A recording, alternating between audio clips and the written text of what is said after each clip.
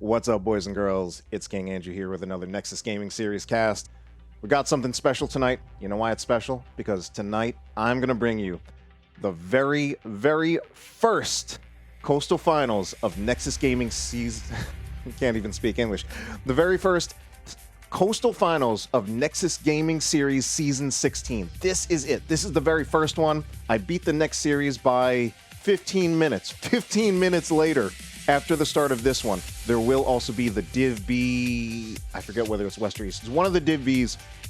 It's East. The Div B East Coastal Finals will be starting at 6:15 Pacific time. But right now, it's not about that. It's about this. It is about Gambit Gaming versus Seb.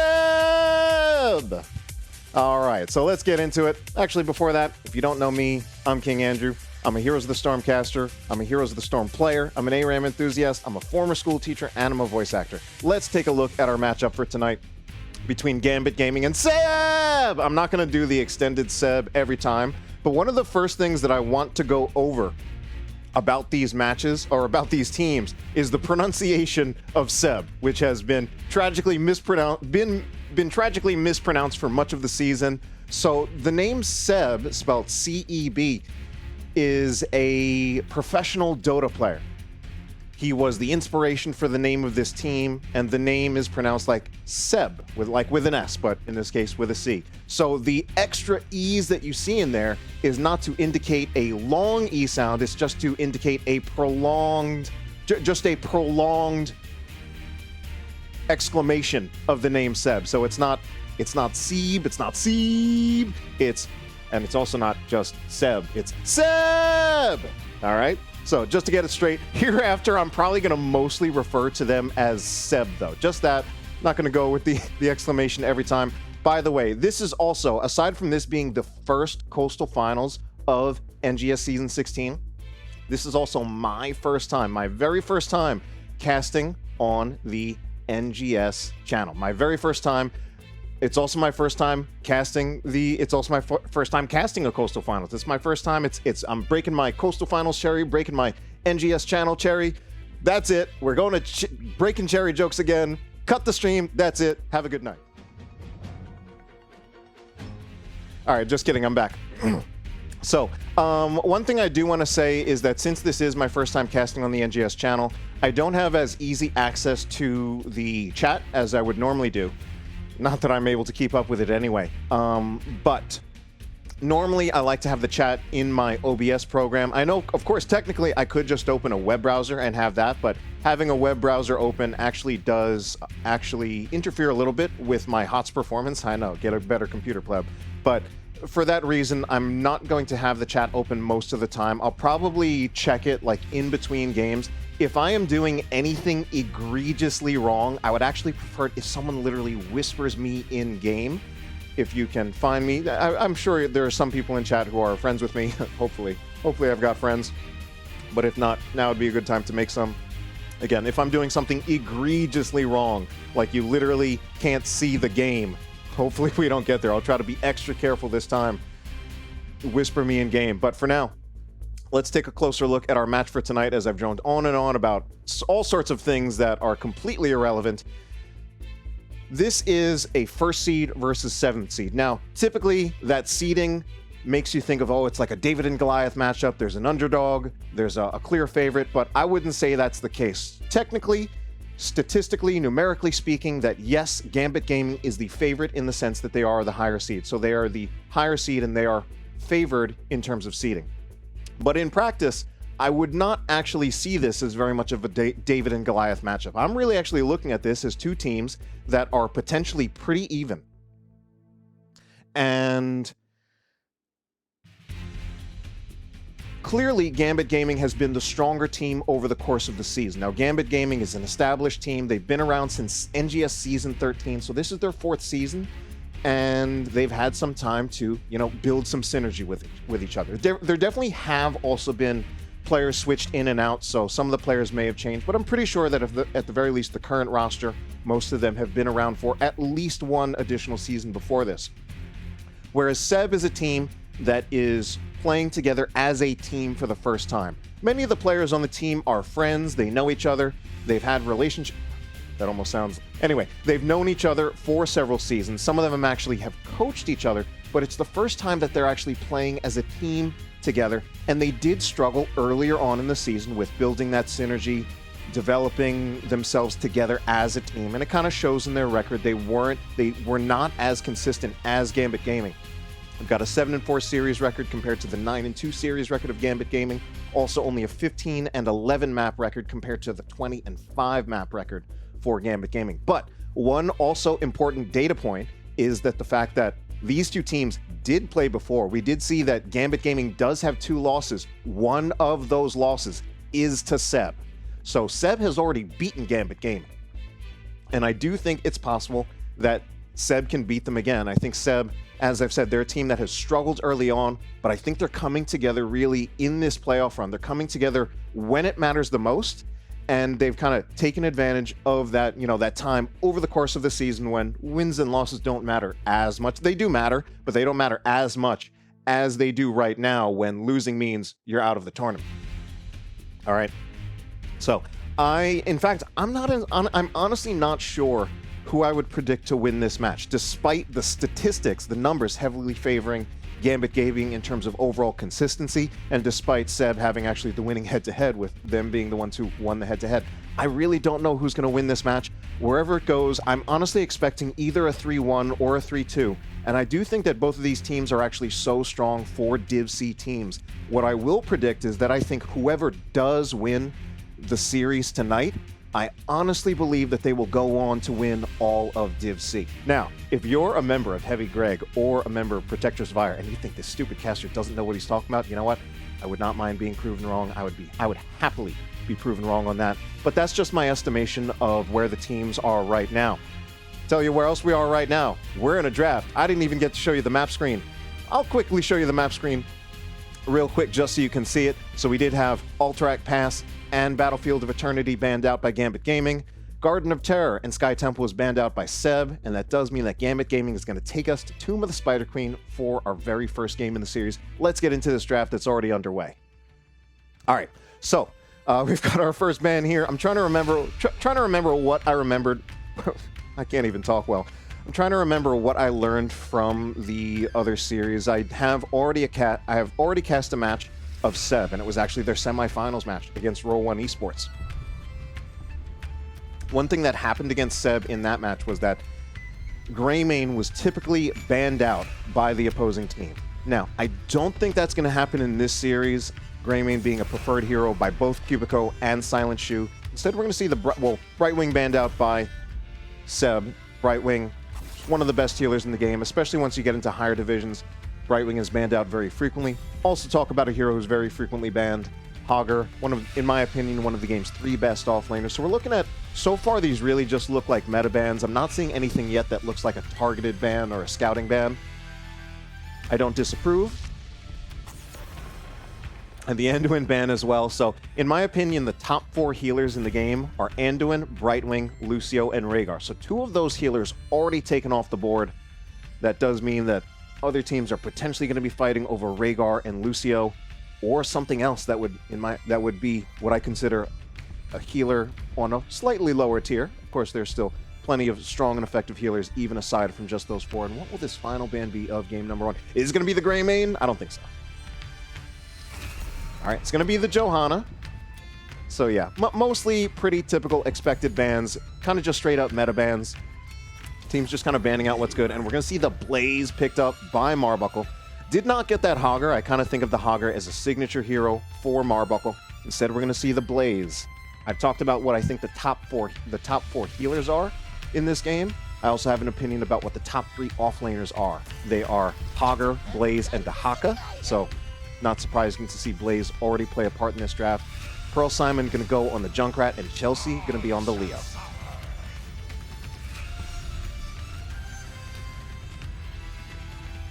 So the Leo is, I think, in a slightly lower tier than those top 3 offlaners that I mentioned, but I do think Leo is kind of competitive, and I definitely one of the best offlaners that's left, given the ones that have already been taken out of the equation. Of course, a big part of what the Leoric adds is that Entomb, that powerful engage, especially with the Buried Alive at 20. But Blaze is also a pretty good answer to the Entomb. both before and after 20.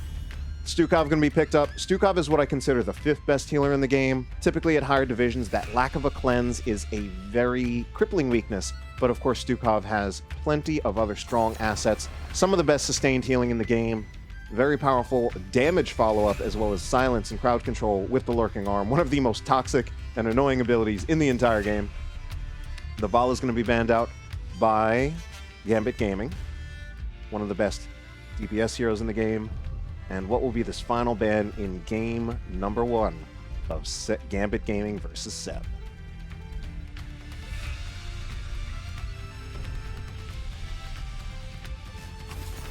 Gonna be the Garrosh. The Garrosh is something that I don't typically expect, but Garrosh can be quite good into Diablo as a way of counterplaying against Diablo. Makes it very hard for Diablo to charge aggressively. Also, things like Tychus and Greymane are still up, which really help add that front-to-back pressure on a Garrosh throwing in a Diablo. So it won't be an option. But what other tanks are up? Anubrak is up, and that's what's going to be picked. The first one that came to my mind as kind of the best of what was left. Muradin was still up, but it's going to be the Anubrak instead, and there's that Rhaegar, picked up by Krizo. So, you know, when we get to these two, in my opinion, what are the top 2 teams in the division. Jesus Christ, I can't talk. The top 2 teams in the division, despite, again, Seb being the 7th seed. At this point, given the fact that they're one of the only 2 teams left, and my personal estimation of the team, I do honestly feel that Seb and Gambit Gaming are the 2 best teams in the division. And I feel like they're at the point where I feel like they are playing more like Div B teams and not just Div C teams. We're going to see one last pick by Salsero. Gonna have to be something that provides some more consistent upfront damage and kill pressure than the Junkrat. My guess is, you know, typically that means some kind of auto-attacking hero, but we'll see what it actually is. And it is going to be that Tychus, adding not actually that consistent. Tychus is more of like a burst and cooldown damage dealer, but definitely something that threatens the Diablo. Also actually quite good against the Mephisto, but Mephisto also a hard carry hero. Maiev also picked up by Marbuckle. Some pretty scary picks in that final 4-5 pick rotation by Seb. Really, really scary between the Mephisto and the Maiev. That's going to be our draft for game number 1 in this series. Not ready with my special map loading screen, so we're just going to bring it back here. In previous times when I had cast Seb, I talked about players like Marbuckle and Cubico. These are 2 players who are formerly Storm Division and Heroic players. It's almost like, what are they doing in Div C if they were Storm Division and Heroic players? Well, they are players who did take some time off from the game. They are playing on kind of like a mixed skill team. And let's get into this game because it's here.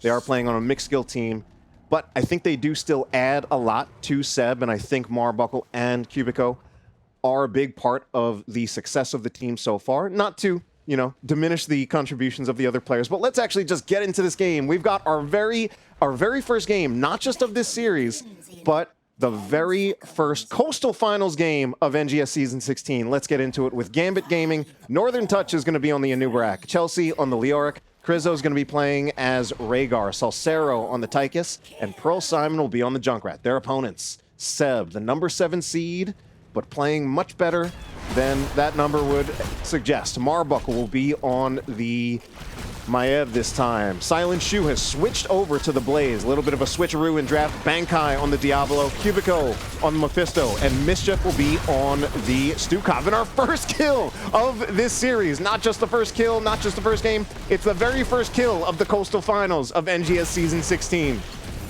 First kill gonna go onto that Tychus.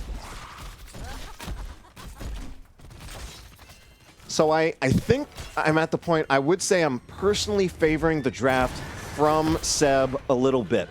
They've put kind of their star players in Marbuckle and Cubico on these kind of hot, very skill expressive and hard carry heroes in the Mephisto and the Maiev. Maiev, another trademark of Marbuckle. I think the Maiev also makes it a little bit difficult for Tychus to actually do what he does. It's very threatening when you have a Maiev tethering you as a Tychus, when you're trying to get really, really close to your opponent, minigun someone down. Oh man, talk about minigunning someone down. It's going to be our second kill of the series, going on to Bankai. So normally I would think that Tychus would struggle a little bit, like into the Maiev, but Maiev wasn't there. Maiev was picking up a camp, picking up the hard camp, which Gambit Gaming didn't pick up themselves. Maiev taking advantage of that Nisha's Memento talent, which does speed up her camp clear quite a bit. It is interesting to see that. A lot of times I think I see people get the Pursuit of Vengeance, which gives you great uptime on both Blink as well as Umbral Bind. But this helps a lot with your camp clear. Another tether going to happen onto Salsero, but it will get cleansed there by Krizzo. Krizzo himself getting pulled in there, but not enough damage pressure to actually result in him dying. Tychus, though, in many ways, I do think there were some good reasons to pick Tychus. He certainly provides a lot of damage pressure against the Diablo with that % damage. Also quite good against Mephisto, but man, he is just struggling a lot here to stay alive. And Marbuckle's just pumping out the damage. Oh my god. Did that really happen? Marbuckle has already finished pinned down. Pinned down, giving you a 35% damage bonus if you hit 3 with a single Fan of Knives, and a 50% damage bonus instantly if you hit 4 enemies with Fan of Knives. So that's a big power spike achieved already. This is typically such a hard quest that you don't always see it in regular games. You'll definitely see it in ARAM, where it's very feasible to both take the quest, at least get the first completion, if not the full completion. But it can be tricky sometimes to actually straight up finish it in a regular game. So to already see that finished is a huge power spike picked up by Marbuckle. Gonna be an engage onto Diablo yet again. Okay, crucial charge by Bankai to get out away from the concussion mine, and they're going for another kill. Gambit Gaming, or rather Seb that is, and instead it's gonna be a double kill onto both the Maiev and the Tychus. Tychus struggling huge amounts in this game. Bankai is not done. Oh no, he might have bit off a little bit more than he can chew, and I don't think he'll even trade out that kill onto Pearl Simon. Oh, but Pearl Simon stepping a little too close to the sun, does eat a skull missile from Cubico. Nearly got the kill there, but wasn't quite enough. Also, interestingly, that we are going to see Cubico pick up the Q build. It's going to be the Q build Mephisto and not the W build Mephisto. The Q build Mephisto is one that I typically expect to see more in ARAM. It does have some huge hard carry potential, especially with the burst damage that you will get with the 13 and 16 skull missile talents later on. So Mephisto definitely hasn't reached the full power spikes just yet, but we'll see it come later. Salsero just struggling in this game. 3 deaths already. Bankai also kind of being targeted. Oh yeah, Marbuckle unfortunately just kind of standing right in front of that % damage from that minigun. It does seem a lot like the story of this game is going to depend a lot on Salsero. Both, can he stay alive, and will Seb be able to just bully him and take him down, taking advantage of his close range. Both teams have enough gems for a turn in. Mischief going for the turn. Wouldn't have had enough to get the full turn, but isn't able to turn in anyway, as we do see 5 members of Seb committed on this bottom turn-in area.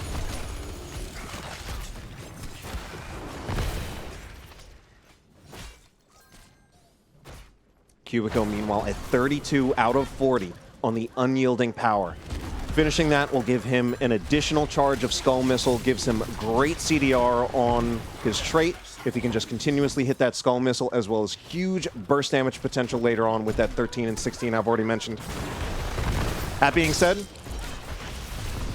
first Web Weaver phase of the game, or Weeb Weaver if I'm supposed to call it that, gonna go in favor of Gambit Gaming. Let's see how much progress they can get out of it. 4 members of Gambit Gaming choosing to push down this middle lane with the Web Weaver, or the Weeb Weaver that's coming down here. Tychus does have some pretty strong wave clear, both with Q and with his grenade. We're going to see the double stun by Northern Touch, but he gets flipped over by Diablo. Does not have any mobility to get out. He's just kind of walking out. What build did Anubrak go? Oh, things looking pretty hard for Anubrak, and that is going to be a kill. Not quite respecting the Diablo there. Both teams finding themselves getting flipped over walls, whether it's by Diablo or by Junkrat. Two heroes that you definitely kind of need to respect and be a little bit careful when you are pushing against a wall that you haven't destroyed yet. Our 10 talent tier is going to be picked up. Most of what I see is looking very, very expected. Mostly just waiting. We're waiting on Junkrat as well as Cubico. Cubico most likely going to be going for the Durance of Hate. I would be very, very surprised to see him go otherwise. Most of these players looking like they're going for just really try-hard meta picks. One thing that's definitely slightly off meta is the APOC from Diablo, but I only say slightly. I think APOC is completely reasonable and also kind of just a playstyle choice. But generally at higher divisions, you see the Lightning Breath being pretty dominant. So just a matter if he can combo someone. I think it's also really, really good against the Tychus. Because if you go Lightning Breath against the Tychus, he can pop Neo Steel Coating and then just minigun Diablo down. Diablo just barely staying alive. Has the Devil's Due, giving him some huge health regeneration when he tapped that fountain. Does look like a Mist Entomb, not quite catching Cubico, who does take a little bit of his health and damage. Yeah, I think the APOC is actually probably the correct choice against the Tychus, or at least I think it's a very good one. Better to make sure that Tychus gets stunned and isn't allowed to shoot, rather than just trying to breathe on him and letting him shoot. Tychus has already kind of been the focus for Seb. That's been their main kill target. It's the only hero that they've killed on the side of Gambit Gaming. So why not double down on it? Okay, Web Weaver turn-in now picked up by Seb. Only about a little bit more than half of a fort in damage was achieved by Gambit Gaming. Let's see what Seb can do. Can they get more? Of course, it's a little bit later on in the game, so the Web Weavers at this point should be a little bit stronger. I believe there was some old statistic back in HGC that showed that teams that turned in first were more likely to actually win the game. Now, on the one hand, you might think, well, does that mean that turning in first is stronger? Or does it just mean that the team that turned in first was likely the better team all along, and that's why they ultimately won the game? Anyway, Marbuckle shades in, does drop the Warden's Cage. We're going to see it followed up by a Durance of Hate. And here comes all the damage from those fans of knives. Fan of knives, fans of knives, fan of knives. I can't tell which one, but either way, not a single death on the side of Seb. And 3 members go down for Gambit Gaming. Can they make it 4? It is going to be 4. My God, what an engage there. Very well coordinated between the Warden's Cage, the Durance of Hate, and just everything else. A lot of the damage coming out from Marbuckle. I do want to take a look at what the damage is. I want to see who's actually top damage. It is Mephisto being top damage for the red team or the orange team, which does make sense. Mephisto definitely is a numbers hero who can put out crazy damage numbers.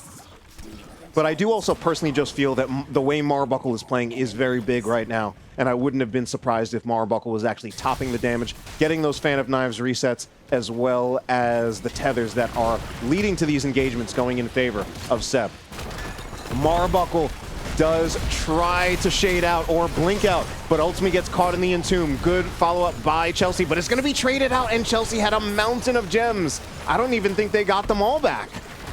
Yeah, I don't think they got them all back. I'm not quite sure. I could have sworn that Chelsea had like a really big number. Like, I thought I saw 42. And oh no, that's. You know what? I'm not actually 100% sure how the mechanics work of when you die, and how you drop gems. If it's like split between giving to your opponent and giving back to your own team. But either way, Chelsea dying, dropping gems there, and that is going to be yet another turn in for Seb, as they are starting to actually kind of run away with this game number 1 in this best of 5 series, our very first Coastal Finals of NGS Season 16. So where will they push? Chelsea just going to be clearing out in the mid lane. We see 3 people going down to Chelsea, looking for that gank possibly. Leo is a hard character to gank, but he does not have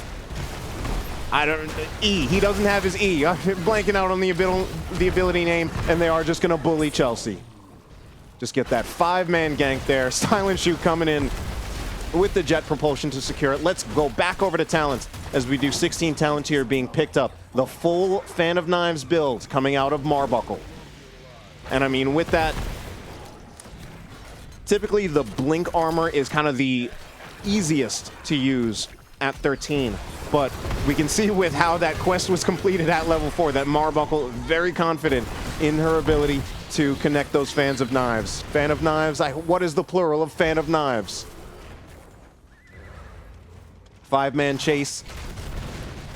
Kind of a shame that Odin was activated there. Gonna just use those cooldowns on the Odin form to help clear the hard camp as Gambit Gaming looking to get 16 talent here.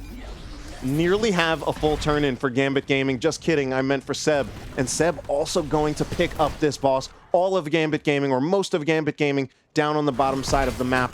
Do they even see this coming? Will they even bother contesting down 16? I don't think so. But they do have a full turn-in as well as a bruiser camp pushing. So I think this is kind of their time to do some damage control. So Chelsea scouts this, but I think at this point, yeah, they for sure let it go. They don't have enough time to contest it. They're about to get a Webweaver turn-in, or will they? I kind of feel like maybe it would have been better if they had gotten the Webweaver turn-in timed at the same time as this boss. Kind of help de-push it. Instead, this boss, for some reason I mix up my P's and my B's, but this boss is going to be pushing on the keep front wall in the top lane against Gambit Gaming. Chelsea down here by themselves, as we might see another potential gank. When we've seen, I mean, Leo is, I feel like, one of the hardest offlaners to gank in the game, or just one of the hardest heroes to gank in the game, in part because he does have a basic ability, Unstoppable. Not many heroes in the game have that, but he is one of them. So yet another turn in for Seb. They've still got all 6 of their structures. Only 3 left for Gambit Gaming. Our first seed, not quite looking like it at the moment. Marbuckle's going to find Chelsea, but there is that Unstoppable. Is able to just get out. Yep, again, that basic ability, Unstoppable, from Chelsea. Chelsea, meanwhile, going for the W build Leo. That W build Leo definitely potentially gets some pretty nice % damage against the Diablo. I think it's potentially also a difficult game for AA Diablo when you're getting stunned by Silent Shoe, you're getting tethered by Marbuckle, you're being bopped around or booped around by a Warden's Cage. It's 16-18 for Gambit Gaming. This might be one of their best chances for a fight. No one's clearing the top lane just yet. D-pushing with the Odin is what Salcero is going to do, while Chelsea just D-pushes bot, and they might just look for another kill on Chelsea. That's going to be the engage, but doesn't quite get the flip in time. And that we once again will see the effectiveness of that basic ability, Unstoppable. But how is Pearl Simon going to do? Does manage to drop the trap to get out. But this time, Chelsea, it's not enough, and Chelsea will go down. It's going to be a trade, though. Maev goes down as well. Bankai's looking low, gets in the bunker. Should be enough for him to get out. Cubico kind of left behind. Went back in the bunker again. I think that was a little bit of a misplay. And I think this should be a kill on Cubico, but will they find a trade onto Northern Touch? Cubico kind of just buying time. How does Cubico get out here? That is absolutely insane. I mean, definitely a misplay for him to even be in that position in the first place. Kind of stalls out the timing and somehow lives. Absolutely bizarre. Now, all things considered, that's pretty good damage control by Gambit Gaming. That was a turn-in, down 16-18. Not a talent tier, but still down in levels. Not actually that much achieved in terms of siege damage on the keeps by Seb. So Seb, at this point, I think kind of realized that they just have to give up another turn-in. They're just going to get their hard camp to help with the D-push. Now, Gambit Gaming have a bit of a small window here to push while they are not at a 20 talent tier disadvantage. I don't actually, are they even going to have this window? It's barely looking like it. Meanwhile, we do have the Anu Barak, and I feel like I don't recall if there has been an instance where the Cocoon has been used to trap the Mephisto when he shades forward. Anyway, Engage going to go down here. Bankai kind of dueling with Chelsea. It's a one-on-one back there. Chelsea will eventually win that, but of course it won't be a one-on-one for very long, as Cubico is going to mount up. Silent Shoe's looking in. We do have the Hellgate going in, but once again, that on-demand basic ability Unstoppable from Chelsea coming in clutch. Ooh, potentially Silent Shoe getting caught out, but does manage to jet propulsion away. Felt got a little desynced from the team. If that had been an entomb from Chelsea there, might have, well, no, he had bunker. He had bunker, so just blaze things. It's like, oh, you have bunker, you're not 20 yet? Yeah, I'll just bunker and get out. Talk about another hero with an on-demand unstoppable. Northern Touch able to use the burrow charge to not get pulled by the Umbral Bind from Maiev. So kind of question is now, what can Seb do with this level 20 talent tier advantage? They're actually kind of letting their bottom fort go down. I guess they don't care about it that much at this point, as they do have two members moving forward, trying to pressure the top keep to see if they can get the first keep of the game. Other players kind of behind. I don't know if there's a little bit of miscommunication from the team. Again, Marbuckle and Cubico, kind of the more experienced players on this team, playing in Storm Division before, wanting to get that keep. Rhaegar, meanwhile, in that mid lane, trying to catch up to the rest of his team. Still a level 20 talent tier advantage. Chelsea going in super aggro.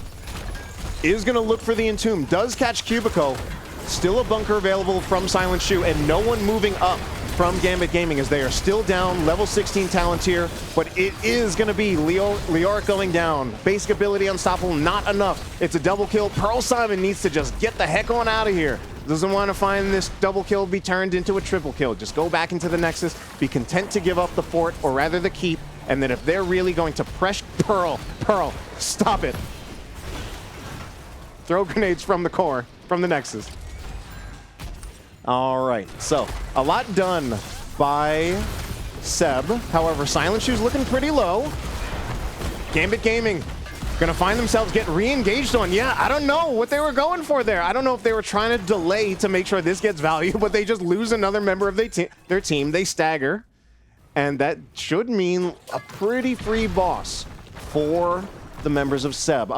A pretty free boss that's going to be pushing on a naked core. I've always wanted to say that. I'm pretty sure that used to be said during the HGC days. Makes me giggle a little bit because I'm apparently a child, even though I'm 36 years old and I literally teach children. I'm a former school teacher, still substitute. But anyway, we're getting off into huge tangents right now, telling my life story when, I don't know. I'm trying to make some kind of bit where, like, you know, talking about my life, Gambit Gaming not about to have much of a life left in this series, or at least this game. I don't know. It's not a good bit. It's not a good bit. But anyway, Bruiser Camp is still pushing. It's still getting value. But does the boss camp get more value? Does it take out the core? Some damage has actually already been done. This boss is actually already at about 90% of its hit points, but it's getting pretty close to the core.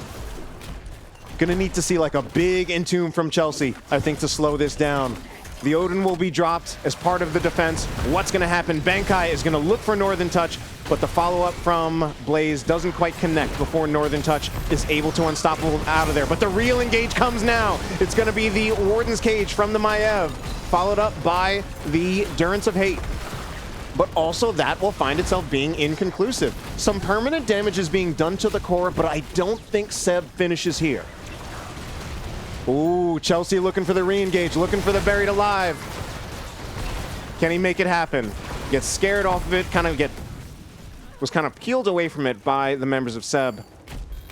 And what's going on here? Now, Seb has been looking really, really strong in this game, but we're kind of getting to the point where actually this is now a very winnable game on both sides, despite the major kill advantage in favor of Seb.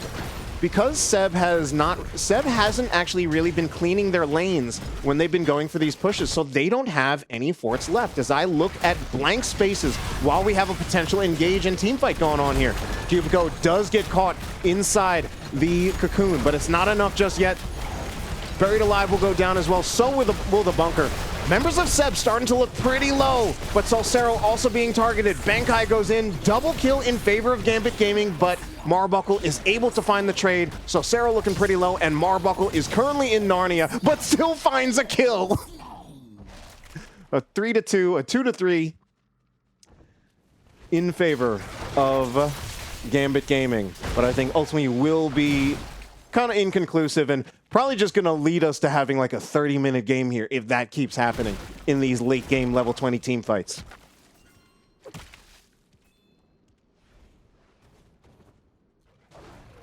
All right, Diablo starting the Bruiser Camp is actually pretty suspect. Northern Touch coming in here, sees it. Mischief is here as well.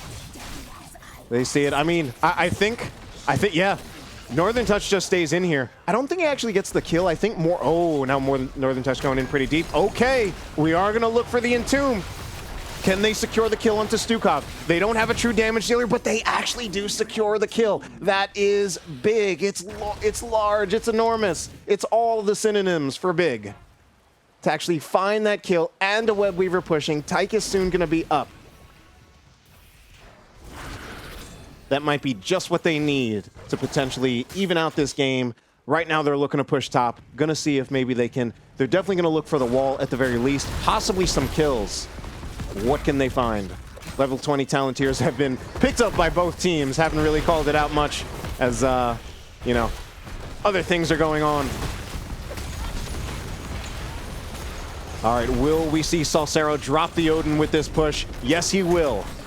I think with that, they're going to look to see if they can secure the keep. But the Weeb Weavers, or the Web Weavers, nearly dead. A beautiful Entomb catches Cubico, and Gambit Gaming is coming alive in this late game that has mostly looked like it was in favor of Sev for most of the series, or rather the game. We're not into the whole series yet. Marbuckle also gets taken down, is not able to get inside the in the bunker. Bankai just barely makes it back to the core, but now, or rather the Nexus, but now this is an attempted core call by the members of Gambit Gaming. Pro Simon looking pretty low. Seb needs to get on out of here. They need to make some magic happen. They don't have any heroics up except for the flailing swipe from Stukov. They're actually getting members of Seb, or rather Gambit Gaming, pretty low. But what is even lower is the core. And that game number one will actually go in favor of Gambit Gaming. Didn't look like it for most of it, but they will clutch it out in the end. And they will take a lead in this series. What a way to start out our first game of this series. Amazing game. It really was looking like Seb for like the first 20 minutes of the game.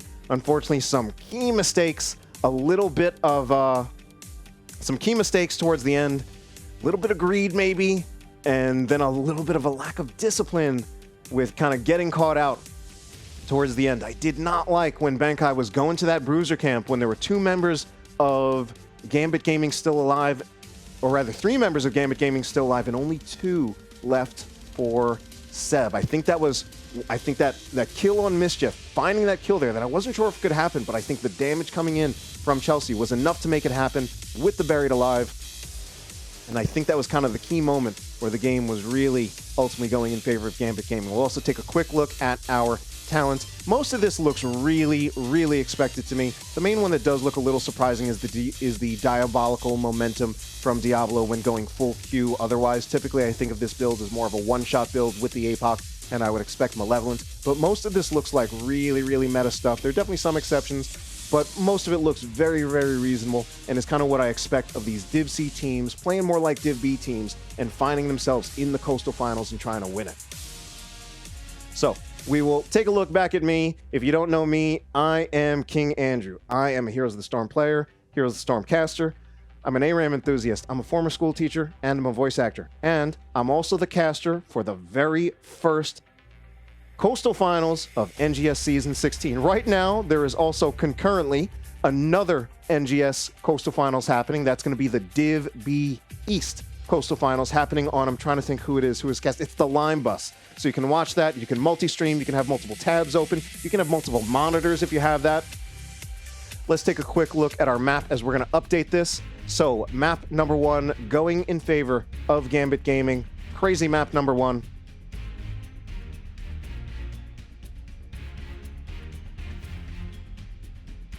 Yeah, don't know where we will be going yet. So just in case, you know, I typically sometimes, I'll open up a web browser, take a look at the chat, see how things are going. Typically, I imagine that a lot of people don't make it right to the very start of a cast. So, let's take a look at this. This is just kind of some notes that I had about the series here. It is our first seed versus our 7th seed, but what I was kind of trying to say early on is that I really don't think of this as a David and Goliath matchup. We really see just how even these teams can be. Seb even looking stronger for most of the game.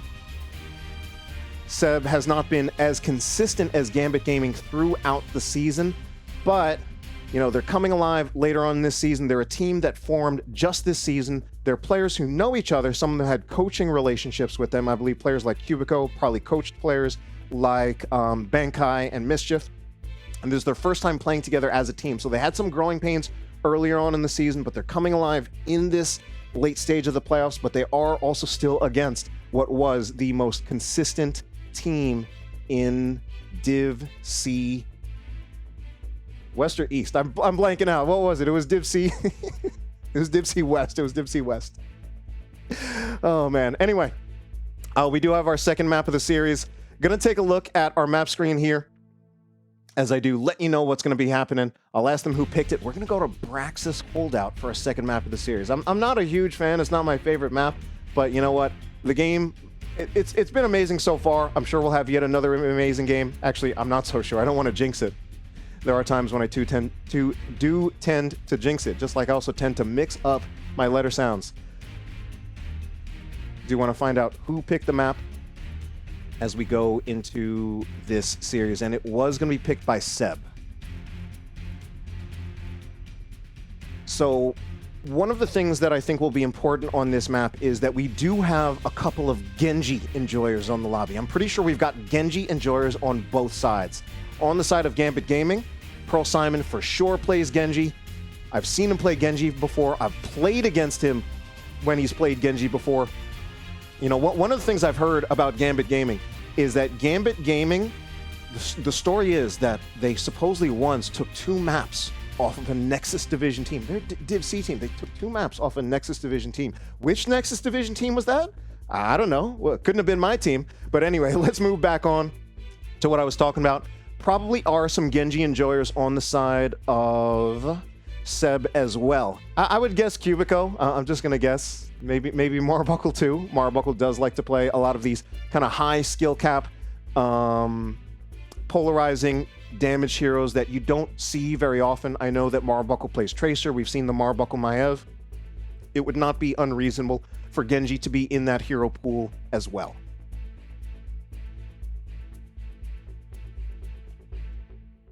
So, while we are waiting for the match to get started, I've let them know that I'm ready. Haven't seen from either team that they're ready. I'm going to talk again a little bit more about Seb. So, the name Seb is a professional Dota player, and he is the player that the team is named after. And apparently he's a very inspirational figure. There's even a documentary that you can find on YouTube about this player. I haven't watched the whole thing myself. I watched it just enough to find out how to pronounce Seb, because a lot of people were mispronouncing it as Seb. And although I didn't know initially at first, I just had a feeling, like I felt I needed to research how to pronounce it instead of just like say something and have it be wrong. I like to be right.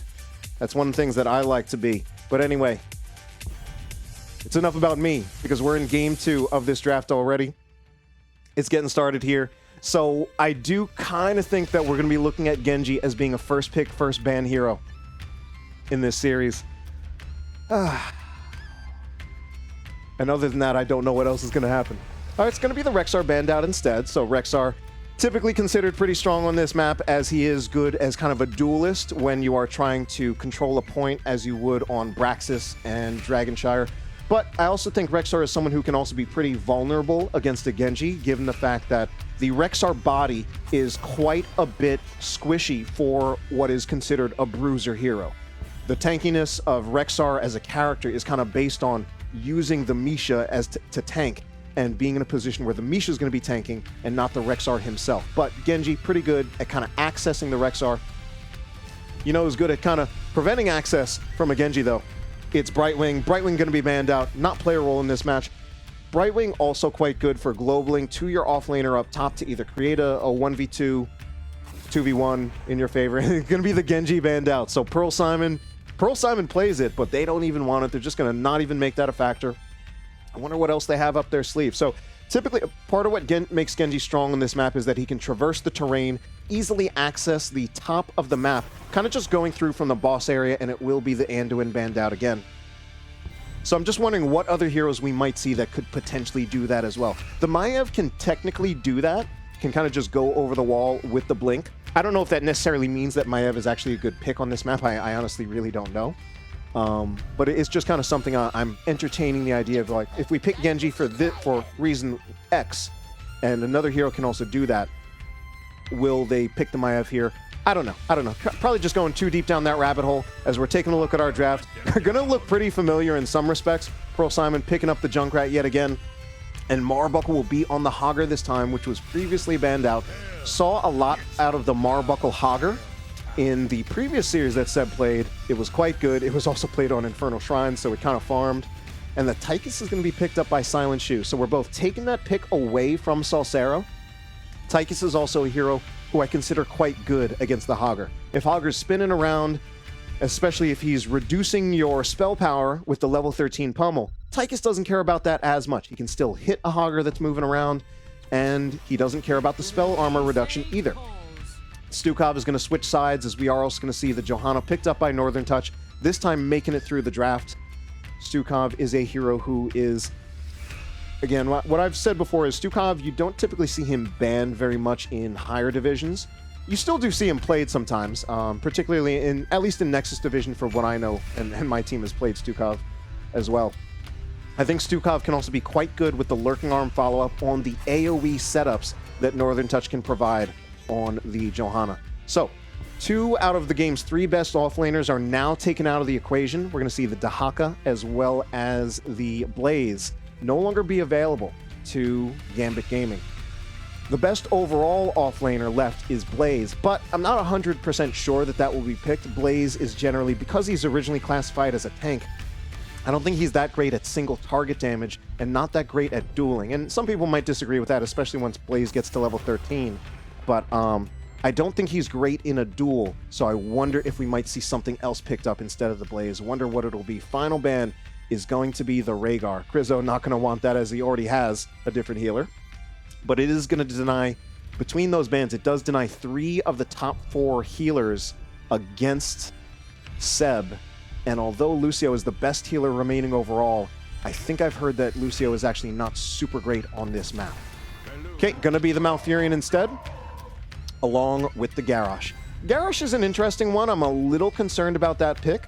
Garrosh is a hero who I think I have heard, and my instincts tell me that he's actually kind of good on this map, but I also have this feeling that he's not super great into Johanna. I feel that Johanna is generally one of the best tanks into Garrosh. We'll see how that goes. Might have kind of just been a question of what was left and what they wanted to play. And the Malfurion from Mischief can potentially provide some follow-up on the Garrosh throw, but sometimes that's a little bit difficult to time, as the roots take a little bit of time to actually grow out. Final pick, going to be picked up by Cubico. What is it going to be? I honestly don't know.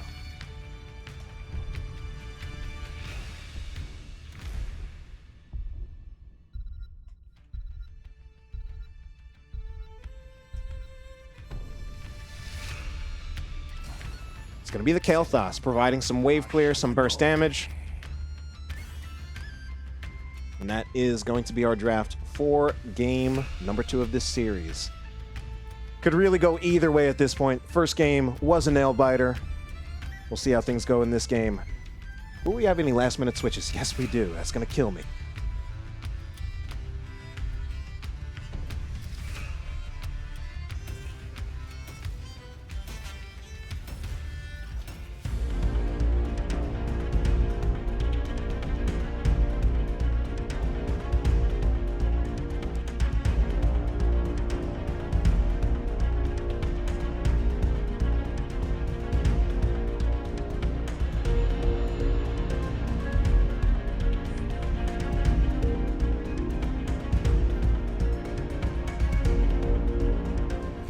All right, we're here. Game number 2 going to take place on Braxis Holdout. Gambit Gaming leading in this series 1-0. Pearl Simon yet again on the Junkrat. Salsero on the Jaina this time. Krizzo on the Stukov.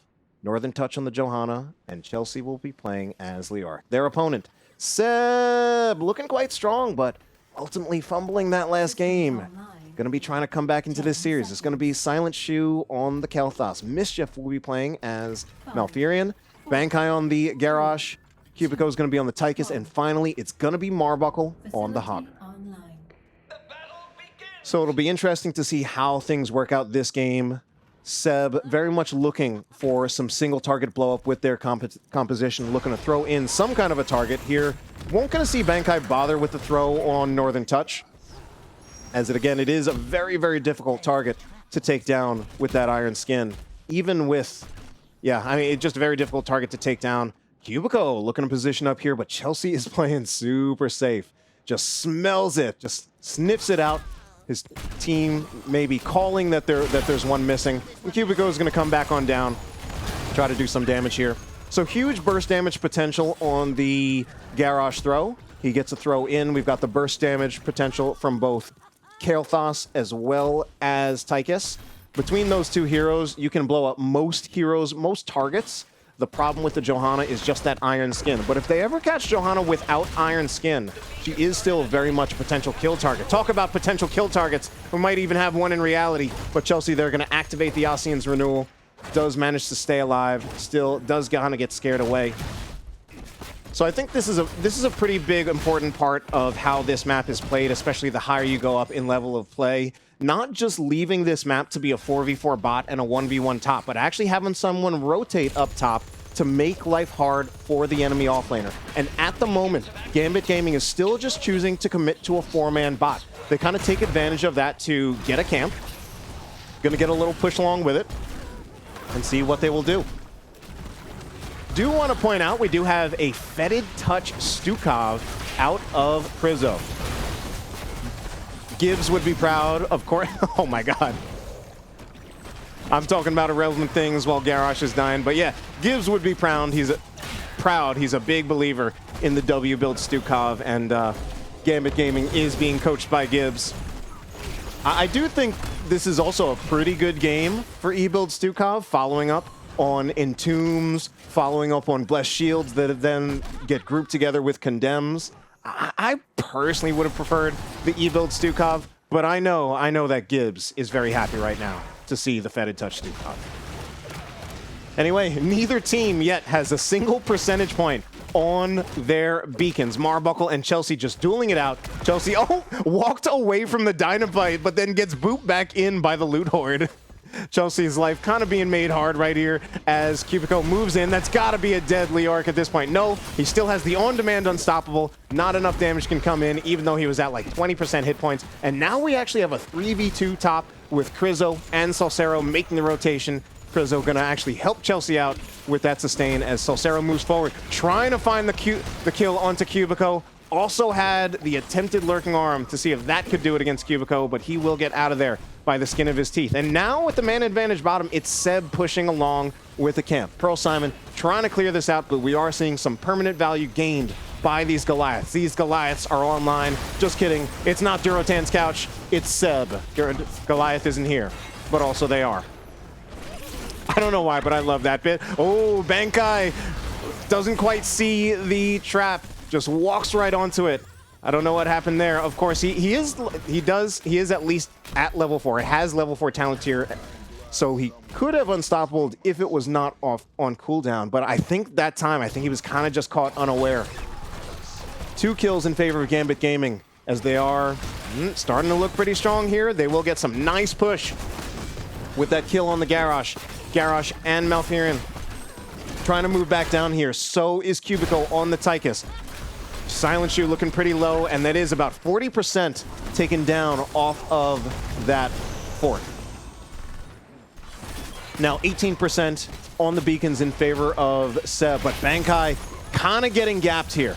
The Jaina pretty good at making life hard for the Garrosh with those baseline slows. Ooh, and we even have the Lingering Chill, increasing that slow amount from 4 seconds to 6.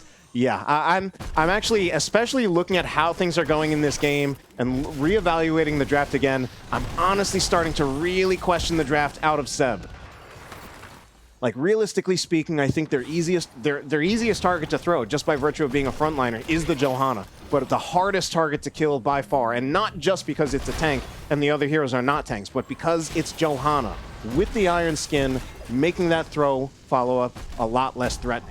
So what we'll probably need to see, or at least, I don't know, this is kind of just how I'm working this out. Probably need to see the Warlord's challenge from Bankai at level 10, and the combo needs to be throw into instant taunt, not throw into Groundbreaker. I feel like that's the main chance that they have if they really want to threaten the Johanna and see if they can kill her. But even then, they need to kill her before she is not taunted anymore or slept by the Emerald Dream from Malfurion.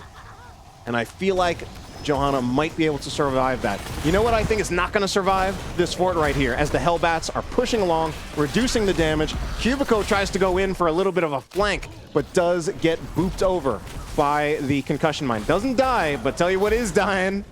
Just with all the best transitions tonight, it is going to be the first fort taken down in this game by Gambit Gaming, as Marbuckle's now the one rotating. Does get super low, but this is a 5-man rotation by the members of Seb.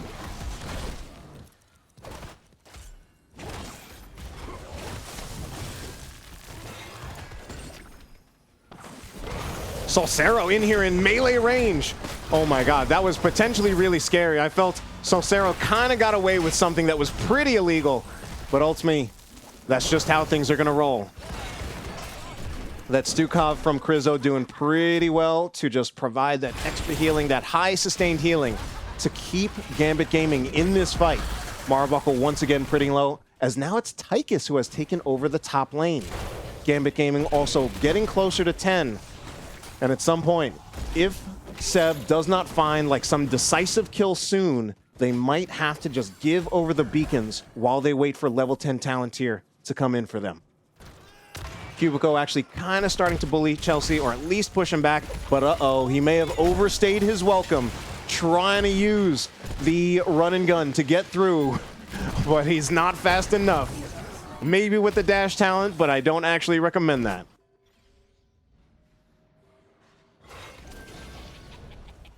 So Beacon's actually just going to be evened out, but we're going to see this aggressive rotation coming in from the back. Northern Touch looking for something. But of course, Hogger's a fair and balanced hero, and he can just spin through a solid wall. Let's give him hell. It's not even like a Tracer who's literally teleporting. It's just Hogger spinning through a solid wall. I don't even know whether it's brick or stone. It's some kind of solid material. It's not made of papier-mâché. Shouldn't work, but that's how it does. Marbuckle also going to find themselves alone here without a spin. A nice stun, but it's not enough to actually result in anything happening here. Just kind of just nice mechanics, nice display of skill, but it's not actually going to achieve much in favor of Marbuckle up in that top lane. Tell you what is going to start achieving some things, though. It's this Odin pushing on the front wall for Seb.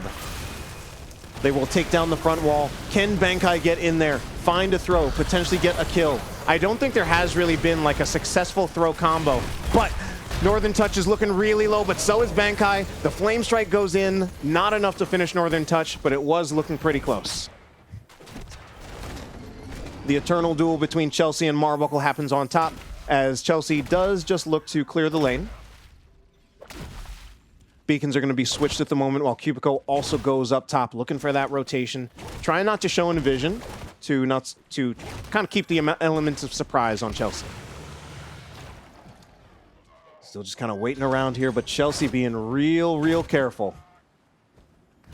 I feel that Chelsea has been an important character in this story so far. Some big plays, really making good use of that basic ability, Unstoppable. Marbuckle kind of caught in here, does get a nice shockwave. Krizo looking about half health.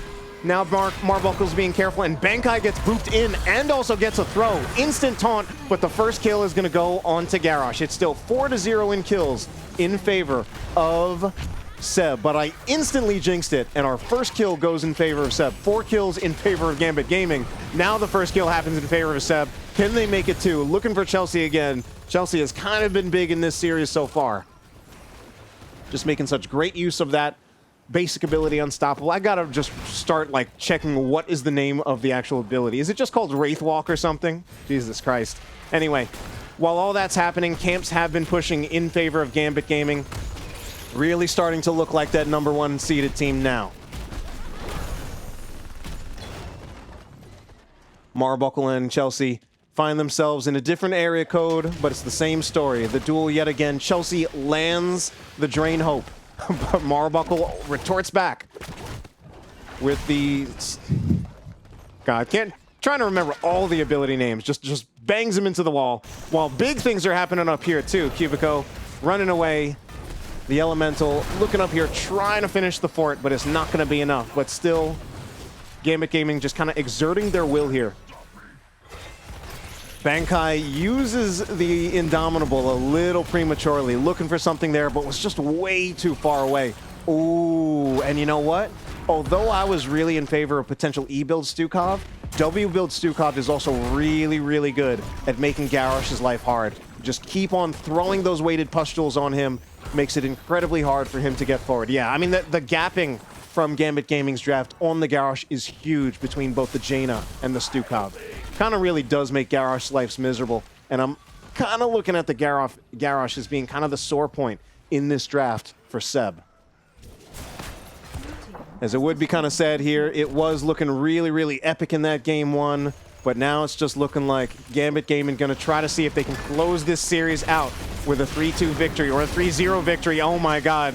Calling down the Odin, not even worth it there. 25 armor, not enough to stop that kill from happening. Unfortunately, Cubico definitely has been caught a couple times. And that is yet another kill. Make it 2. Going on to Seb by Gambit Gaming. Gambit Gaming definitely going to use this space to capture the beacons. Will they go for a boss? Doesn't look like it. Looks like they'll just invade the hard camp against Seb. Take that. I mean, the world is kind of their oyster. I think just about everything they do is the right choice. I guess the problem with boss is it's maybe a throw pit, and maybe the death timers are low enough that maybe Seb has a chance of contesting. Either way, we won't see it happen, as that is going to be a full 100% Zerg wave go in favor of Gambit Gaming. They'll look to push in this lane, potentially as 5, but we do also see Chelsea clearing out the siege camp. Trying to get that to push alongside, but I think it's going to be a little late. Either way, this does look like a scary push, as Gambit Gaming already looking pretty strong. Chelsea not actually going to push with his team, going to clear this out.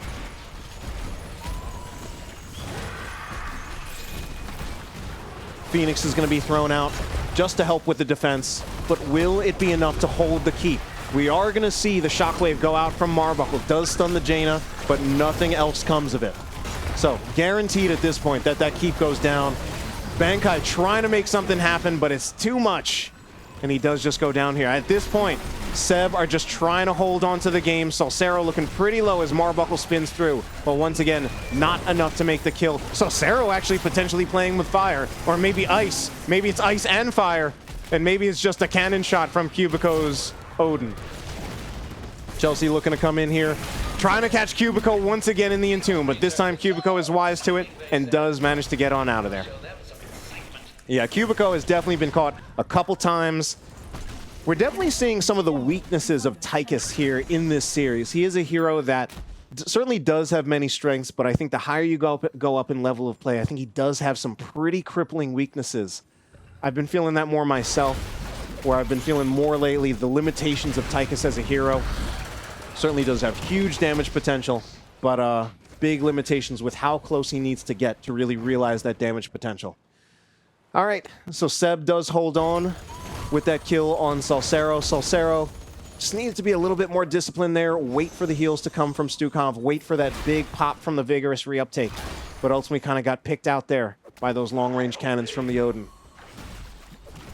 Still looks pretty fantastic for Gambit Gaming. I don't know. The hype from game 1 has kind of died down at this point, as this is not looking like an even game 2.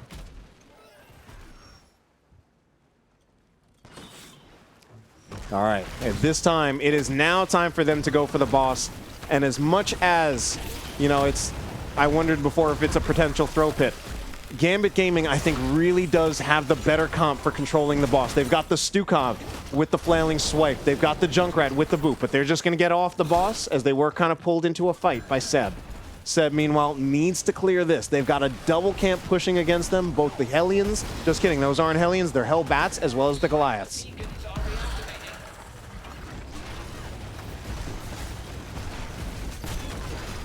All right, here's the boss. Once again, I don't see the mine set up for it yet.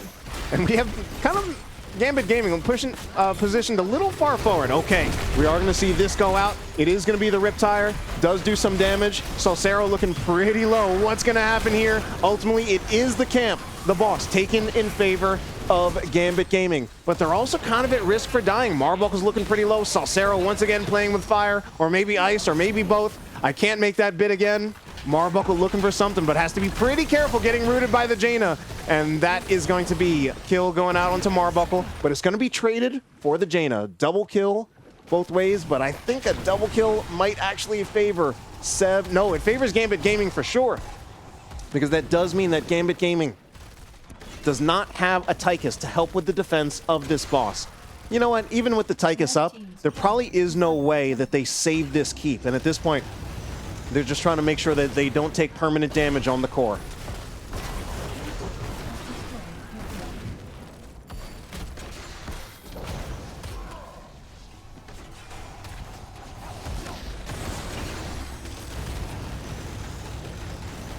If they ignore this, I think it does do some permanent damage to the core. So Seb at this point hanging on for dear life, or I mean at this point, is it go next? Because soon they're going to be facing down a 100% Zerg wave.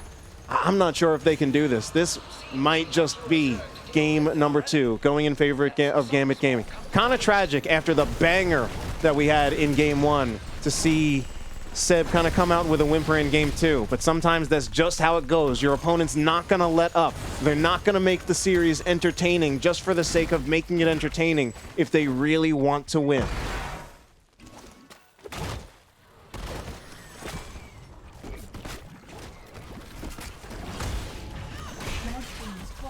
Okay, can they find the clear? Tychus grenade is already out. Odin is ready. I feel like the Odin needs to come out soon, but he wanted the clear from both the grenade and the overkill. But now we have 2 members already down for Seb. The Zerg wave of push is pushing, and that has to be game number 2, going in favor of Gambit Gaming. Dominant showing in that game number 2. And now Seb kind of have to pull off the impossible. It's not really impossible, but it is really, really difficult. If they want to win this series, they're going to have to pull off a reverse sweep. But before we talk a little bit more about a reverse sweep, we'll take a quick look. 11-4 in kills in favor of Gambit Gaming. I do think in that game number 2 might have been a little draft gap with that Garrosh picked there. I think the Garrosh struggled a lot. I mean, the Garrosh did die 6 times. And again, I think with a Garrosh and with a Tychus, I think you're really looking to front to back, but Johanna is a hard hero to just secure a kill on if you don't have like a silence. So also take a look at our talent builds. Neither team making it to level 20 in this game, but most things looking really as expected for me. That W build Stukov, I questioned it early on because I think the E build Stukov does have great synergy with Johanna, but I also think the W build Stukov, it just makes Garrosh's job like kind of impossible between both the Jaina and the W build Stukov. How does Garrosh ever get close? He just gets stunned every time. He needs to just find like really good position in bushes, but I mean, what is he gonna do? Rotate all the way around through the boss and come from behind? And if that doesn't work, well, he burned up a lot of time. But anyway, we'll update our score as it is. You know, I'm definitely a little disappointed to see it go up 2-0 in Gambit Gaming's favor. Not because of any bias, but just because I'm a little worried now that this will just end up being a 3-0 series. First game was fantastic, but at this point, the momentum is really in Gambit Gaming's favor. Pulling off a reverse sweep is also difficult. You just need to really just change how you're playing, make adjustments, be more solid and more disciplined than you have been. It's just like a big mental shift. And hopefully with the experience of players like Marbuckle and Cubico and also Silent Shoe. Silent Shoe has also played in heroic divisions. So these 3 players who have these experience in these very high divisions, hopefully have got the mental fortitude that they can kind of right the ship and make this a competitive series, possibly even win it for themselves. Want to talk a little bit about that phrase, reverse sweep, because I hear that thrown around a lot in NGS, and a lot of times when I hear it, I kind of disagree with the usage of it. So typically in esports outside of HOTS, I'm pretty sure that the phrase reverse sweep, or if we talk also about in real sports, I'm pretty sure the phrase reverse sweep is not used in a best of 3 series. I'm pretty sure it's only used in a best of 5 series or greater. Things like best of 7, obviously best of 7 very common in basketball. We're going all the way into the sports ball references. But the reason kind of being is that, you know, if in a best of 3 series, there's like, well, if you lose game 1, the only other path to victory is you win the next 2 games. Whereas a best of 5 series or a best of 7 series, there are many different kind of permutations of how a series could go. It could go 1-1 into 2-1 into 2-2 into 3-2. Could go 1-0 into then the opponent's up 2-1. There are just many different ways that it can go. And of course, even more permutations in a best of 7 series. And the idea being that if one team has already won, is already on match point, and has been unanswered so far, then that typically suggests that they are just the stronger team. And it's also mentally, for a team that has lost all the games up until now and is on basically their last life, mentally it's just incredibly difficult to come back from that. A lot of people struggle with that mentality. It takes a lot of focus, it takes a lot of fortitude, and that's why these phrases reverse sweep and sweep, I think, have so much meaning when they are used in a best of 5 series or a best of 7 series. And in my opinion, I feel using it in a best of 3 series kind of diminishes that meaning. But anyway, enough of my podcast. Let's get going on to the map screen, because of course we're already seeing that Gambit Gaming did win these 2 games. The last life, potentially season life for Seb here. I would hate to see them go out just in a 3-0, but it's going to take place on Infernal Shrines.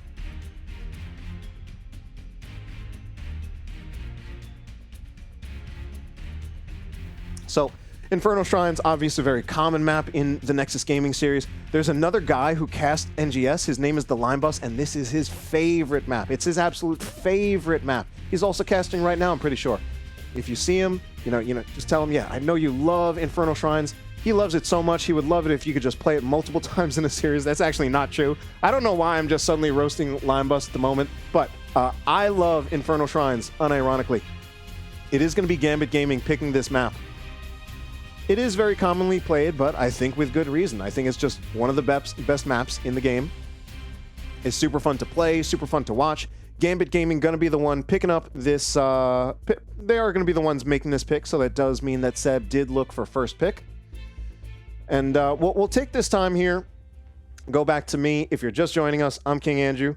I am an NGS caster, Heroes of the Storm player, ARAM enthusiast, former school teacher, and I'm also a voice actor, and it's wonderful to have you here today. I am also the caster of the very, very, very first Coastal Finals of NGS Season 16.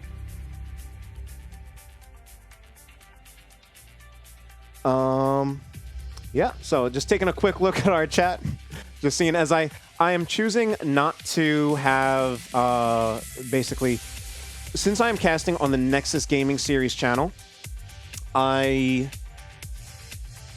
can't have the Twitch chat in my OBS, which is typically how I prefer it.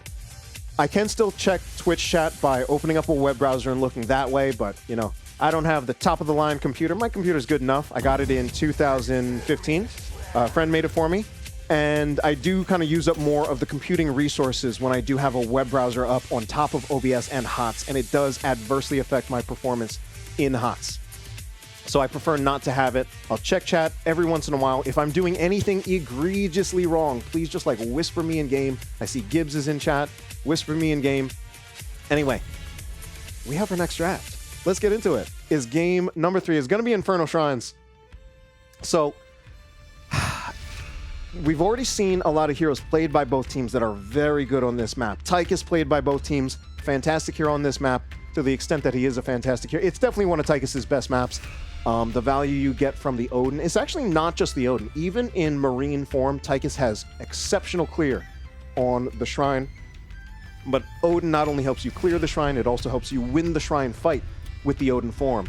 We've seen Leoric has fantastic clear on the Shrine. We've seen Hogger Another fantastic Shrine hero. Hogger is a preferred hero by Marbuckle, so of course we're going to see that banned out. Focus on the offlaners. Blay is also a hero. You know what's important on this map?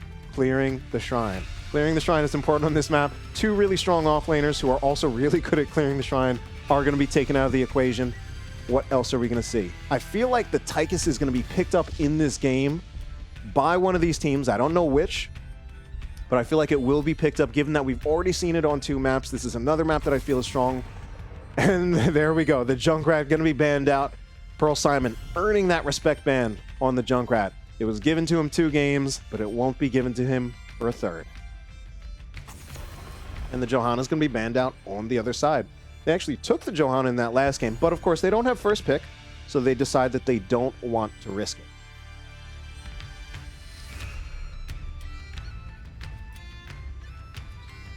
All right, Seb has really important decisions to make here. They're on their last life. It's just straight up their last life. The only way they get more lives is if they win this series, and then they have another best of 5 series against the winner of Div C East. And things will be reset. But for now, they're on their last life. Silent Shoe going to be picking up the Vala. Vala, one of the strongest ranged assassins in the game. Certainly one of the best auto attackers. Actually, in my opinion, I think I would just say the best auto attacker. And really good on this map as well. Can see it with the W build. Can see it with... I don't really like Q build on this map. But I think should probably just be AA build. AA build is not only strong... It's actually really strong on this map for the reason that the Shrine helps you build hatred, and that's often a kind of prohibitive feature of Vala. Her trait is in some ways a negative, in that her numbers are kind of undertuned when you don't have hatred built up, and then they're overtuned when you do have hatred built up. So the Shrine really supports Vala in building that hatred, especially if you're... Ooh, going for that. They're going to bet it on a double heal. My God. Even going to take the Ana. Not going to let the potential anti-heal against them, but unlikely at this point that, Decorator Ana would be picked up by Gambit Gaming. I highly doubt they would go for their own double heal comp, but either way, interesting to see this. It's a lot of faith put on the shoes. The shoes? The head of Silent Shoe. I think I was thinking shoes because his name is Silent Shoe. But yeah, going for that double healer comp. The Uther, the Ana, played by Mischief. I'm not sure how I feel. It certainly is very powerful. I think what I don't like about the double heal comp here is that I feel like Seb showed their hand really early. They might have been worried about Uther getting banned out, because Uther was banned out against them quite a bit in the previous series, but it does still just feel like their hand has been shown quite early. Still, double heal comp is very forgiving, and Mephisto, traditionally considered, at least I'm going by what Justin used to say back during the CCL days, Mephisto, a very good hero into double heals. Just with the fight going on long, he just continues to get the resets and pumps out crazy amounts of damage. He's also just good on this map. Mephisto can hide behind the bushes, or rather, they're really vents on this map. He can hide behind the vents that are kind of like on the corners of the Shrine to stay relatively safe. Ooh, we're going with the Sonya and the Kerrigan. Aggressive composition here for Seb. Kind of betting it all with this really hyper-aggressive comp in game number 3 to see if they can stay alive. I mean, whether or not they win it, this is a fun comp to watch, unless they just get wrecked. So hopefully that's not the case. Hopefully they make it a competitive series. Hopefully we will see this series go to a game number 4. But Gambit Gaming are not just going to let that happen. Seb has to earn it. And we've seen from game number 1 that they're capable of it. They can do it. It's just a question of, can they make it happen when it really counts? That'll be our draft for game number 3. Are we going to see any switches this time? I hope not. It complicates my Soothsayer experience, but, you know, they do what they need to, and I don't think they did. All right, that's going to be our draft for game number 3.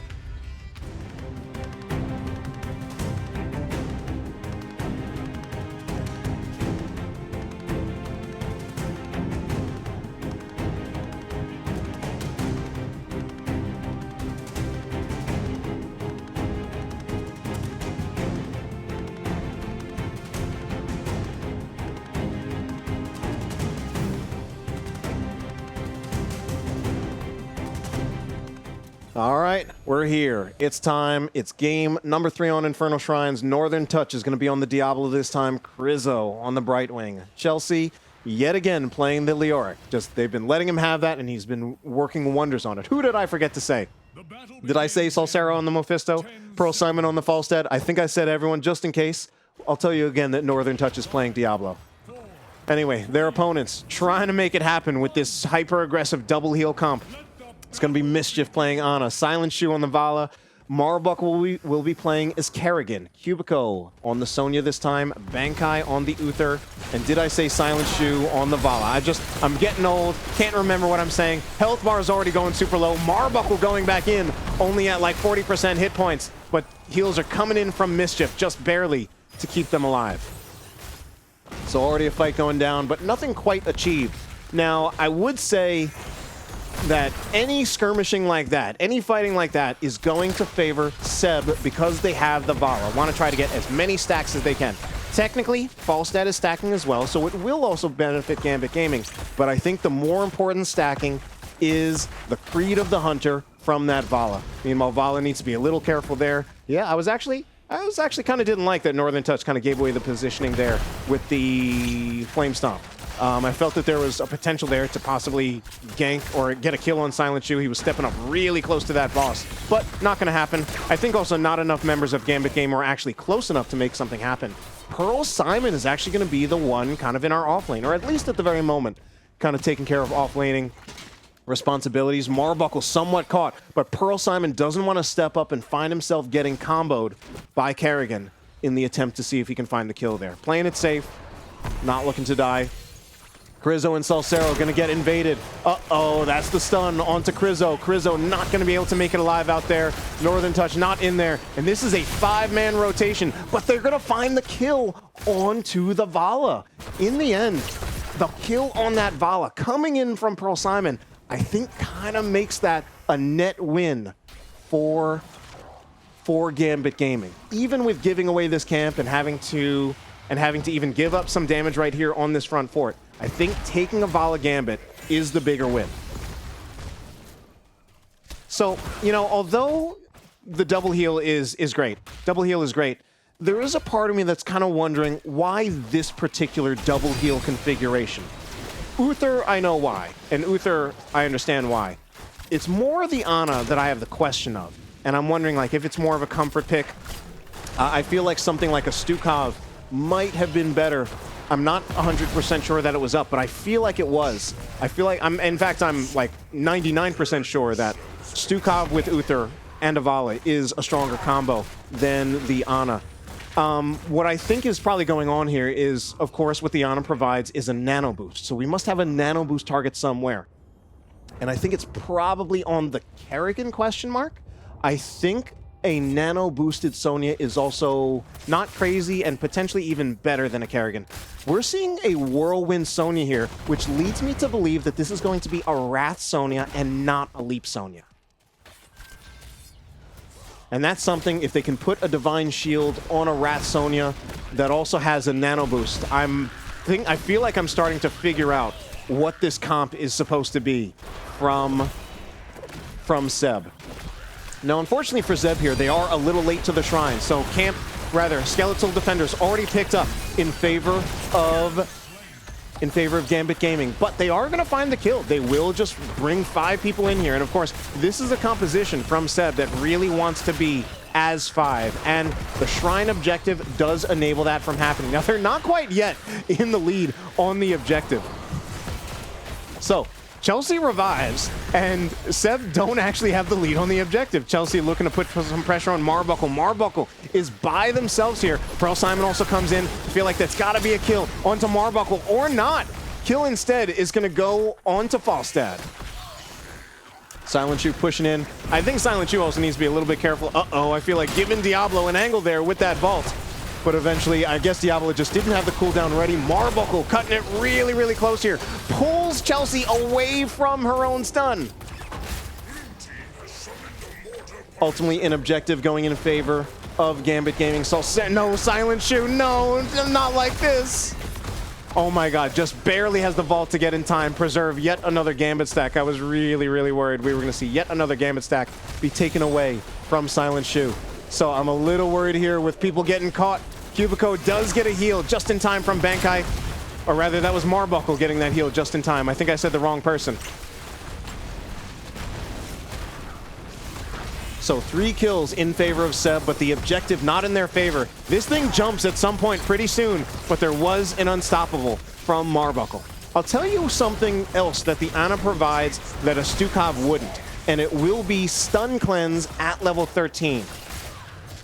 And that is huge, to kind of have that frequent stuns. You're going to have the Uther Cleanse, because we already have it. Stun Cleanse from Ana. I would say I'm 99% sure that it's going to be... Well, actually, is it going to be the Stun Cleanse, or is it going to be a Root Cleanse for the Durance of Hate? Either one potentially very strong, having yet more cleanses, and on top of a probable Divine Shield from Bankai.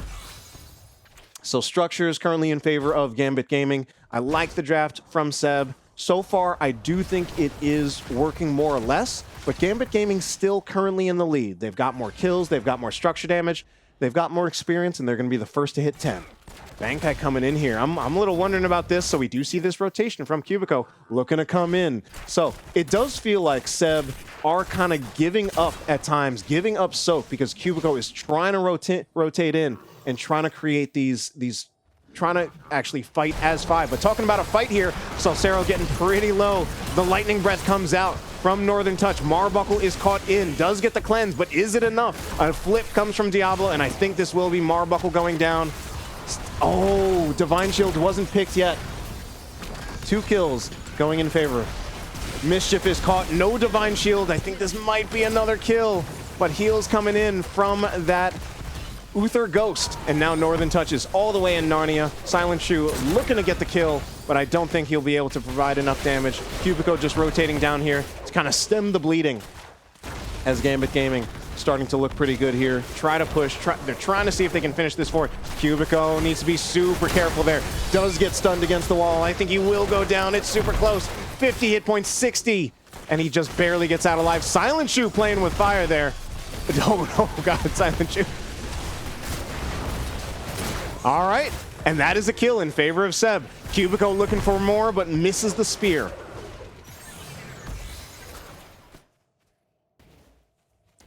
Siege Camp does get a little bit of value in favor of...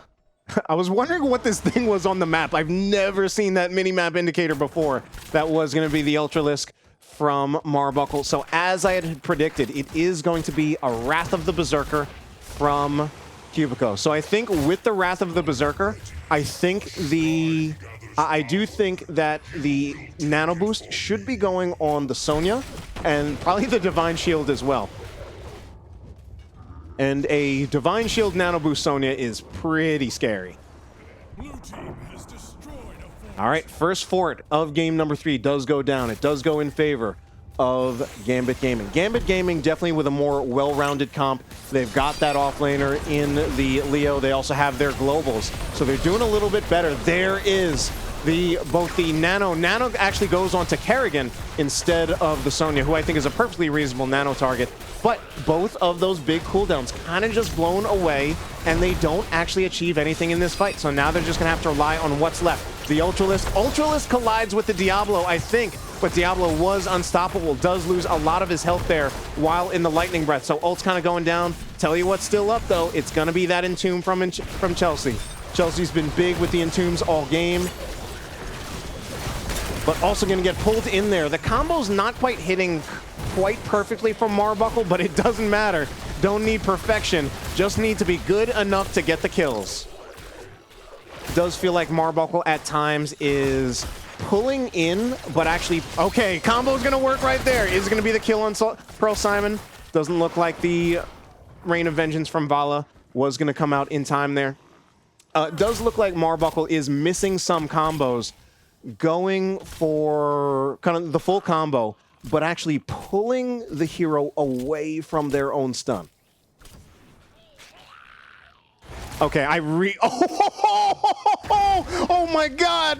Oh my god, I was about to say, I do not like Mischief staying around there all by herself, and I do think Mischief being there by herself, the Ana of all characters, is a misplay. But I guess maybe just trying to show off a little bit there and just go for the sleep on the Diablo right as he comes in.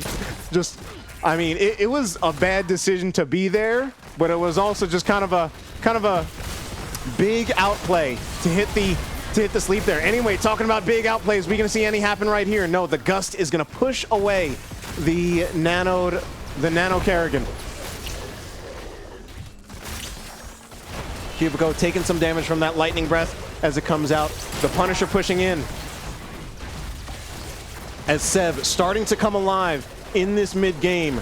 Their draft starting to reach its potential with these heroics between the Divine Shield and the Nano Boost. The Vala also starting to find some stacks at a fairly decent stacking rate, 118 stacks, 10 minutes into the game at level 14. At that pace, we're probably looking about 200-ish by level 20. And so far, if my memory is correct, let's take a look at the deaths. Only one death on the Vala. Of course, that first death was very early on in the game, and just barely able to preserve the life, preventing a second death. But keeping those Vala Gambit stacks up is huge, especially because Vala is just about to hit that level 16 power spike of Manticore. Quite possibly her biggest power spike. More likely Farflight is a bigger one. But both teams actually do have very powerful 20s. I was going to say it gets worse and worse as the game gets closer to 20 for Gambit Gaming, as it really does feel like Seb are starting to reassert themselves with this double healer draft on Infernal Shrines in game number 3. Chelsea going to kind of just find some free push top, as we do see Seb kind of rotating around his 5. They're looking to find people. They're looking to gank someone. But Gambit Gaming not really giving it to them. Chelsea has been great on the discipline of this Leo, staying alive, being careful, even on a hero who is already probably one of the most forgiving in terms of their ability to stay alive as an offlaner with that Wraith Walk. So a little bit of fort damage, or rather front wall damage achieved by Seb there. Cubico staying behind. I'm a little concerned about that. I want to take a look at the 13. It is going to be the no escape. I was kind of just wondering about the potential of the Mystical Spear as a way of getting out of the Entomb, but I suppose the way out of the Entomb for Sonya with this build is forward. Just walk at the Leo. Whirlwind will actually just pass through heroes. And the no escape is just generally the stronger talent. Marbuckle back here, already fully stacked. So also another important power spike that we do see the sharpened blades fully stacked, but Marbuckle not currently here. So for once, we actually do see the members of Seb playing a little split, but it does make me worry about Cubico potentially getting caught out. Not able to Whirlwind though, because he will just get polymorphed and then slammed into the wall of the Entomb. So was a little bit worried about that. Wow. I was gonna say, like, Seb looking to play that down 4v5, but it is close to their wall, or close to their fort. So yeah, we are also seeing some of the limitations of this draft from Seb. Oh, Pearl. Oh, Pearl. Do they still make this happen? No, I don't think they do. They can still steal this camp. The Seb draft really does want to be staying as 5, and it really is a lot weaker when they do have to split. So they've been splitting less than Gambit Gaming. They're more likely to get ganked if they do split, because Sonya is not as forgiving of a hero when it comes to avoiding ganks as the Leo. And the Sonya only just barely respawning slightly after this shrine is coming up. So already at a bit of a disadvantage on this shrine. Marbuckle going in. Sonya's not quite here yet, but neither is Falstad. Falstad will have Gust up, so a potential flight Gust coming in from Falstad. But does Chelsea die first? Northern Touch finds the wall bang, and Cubico is spinning to win. Already spun. Cubico once again trapped in the Entomb. Chelsea low once again. Ult's going to be used, traded out, but no actual kills. Lightning Breath up soon for Diablo. More heroics up for Seb. So I would say this favors them. What isn't so favored is Silent Shoe being here and the one getting engaged on. We need the Divine Shield, but where is Bankai? All right, actually Divine Shield is not needed, and the first kill goes on to Brightwing, and now they're going for a Salsero. Cubico, can he make it happen? One more slam, and he will find that kill onto Salsero. combo connects that time. Perhaps heard me the first couple times missing combos. Marbuckle made sure they didn't miss that one. And this is a huge pickup for Seb. They get the shrine. Cubico is going to be their solo shrine hero, while the rest of them just push. They can take this fort for free. They might even look at the front wall, try to push with the Punisher alongside going straight to the keep. And with this draft from Seb, I think it's also very, very reasonable and very likely that they find a kill or two, get a kill on a Punisher stun, and just straight up win the game off of that. It's going to be 39. What are they waiting for, 20? What are they waiting for? I'm starting to worry that this might be a little greedy. They only need one kill on that shrine, but they've completely gotten off the shrine, looking for the bruiser, but Gambit Game will get a bruiser of their own. They might also be looking to get 20 before they actually push alongside it. But man, these are some huge rotations there. I'm a little worried that if they drift too far, that either they'll have to send someone up here by themselves to get the final kill, but Gambit Gaming also moving around. Gambit Gaming probably just feels that they can't get the shrine no matter what, so they're just finding what other value they can around the map. I imagine Pearl Simon going to be looking at the siege camp right here. What a play this is. It's so tense. I was really expecting that at this moment in time we would be looking at a Punisher. We would be already seeing a Punisher already pushing on the keep, but instead it's just been so quiet. Punisher finally picked up. I think in the end that probably was the correct play by Seb. That is actually probably some galaxy brain stuff here. Some 200 IQ. Getting level 20 talent tier advantage. When the Punisher is more or less guaranteed, they will find the stun, but it goes onto Salsero, who was in the shade, but they do punish it. They do go past that. They find his original teleport position. They do kill him. Unstoppable as well as Nano Boost goes onto Marbuckle, who's looking to make things happen, but now is in a little bit of trouble. Does manage to bolt away from the Lightning Breath. Another attempted combo. Good pull on the Punisher by Gambit Gaming away from the core. Core is now wasting. Core is actually getting pressured. The Punisher does manage to find its way back to the core. There is the Divine Shield going onto the Sonya, and this does look like Seb pushing for game. I think their health bars are so high that they've got to close this one out. And Seb put a point on the board. They will take game number 3 in this series and avoid getting 3-0'd. You love to see it. All right, so I need to get some water. I need to get something to drink. I've got one water bottle.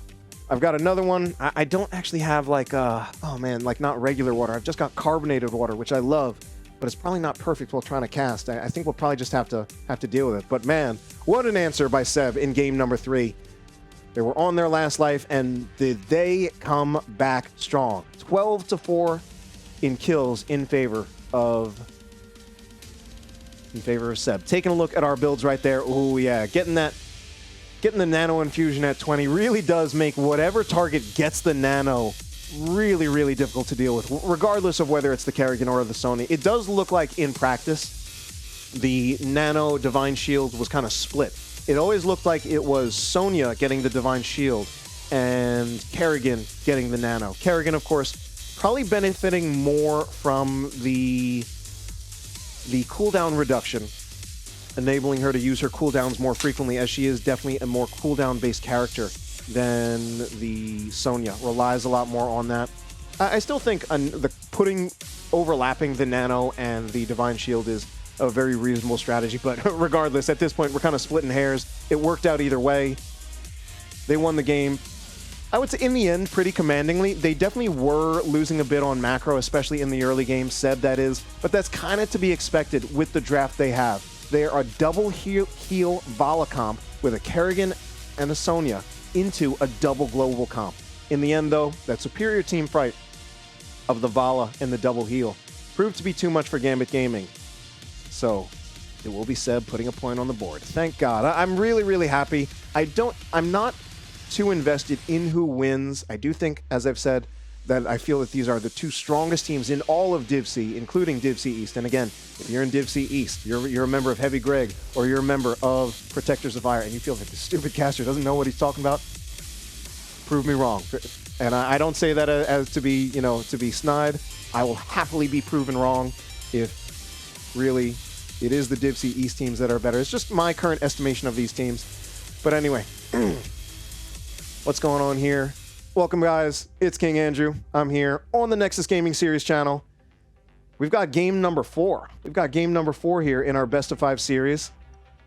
And I'm really happy about this because so far this is my second best of 5 that I've cast, and neither one of them has been a 3-0. There have been some other people who did cast best of 5 series, and they did kind of sadly go to a 3-0, which it does happen. People trying to win. All right, so they're not just going to give people a game to make it entertaining for other people to watch. Actually, some people might do that. The problem is that sometimes when you do that, when you do what's called playing with your food, sometimes you get burned on that, and sometimes you end up losing the whole series if you take your foot off the gas. So when you're really a true competitor, you just have no breaks. In the name of NyQuil, you just have no breaks. You put your foot on the gas, you never let go, and you just keep going. You don't give your opponents an opportunity, at least not on purpose. Anyway, enough of my rambling. We've got game number 4. We're going to take a look at our map screen, update it with the necessary information.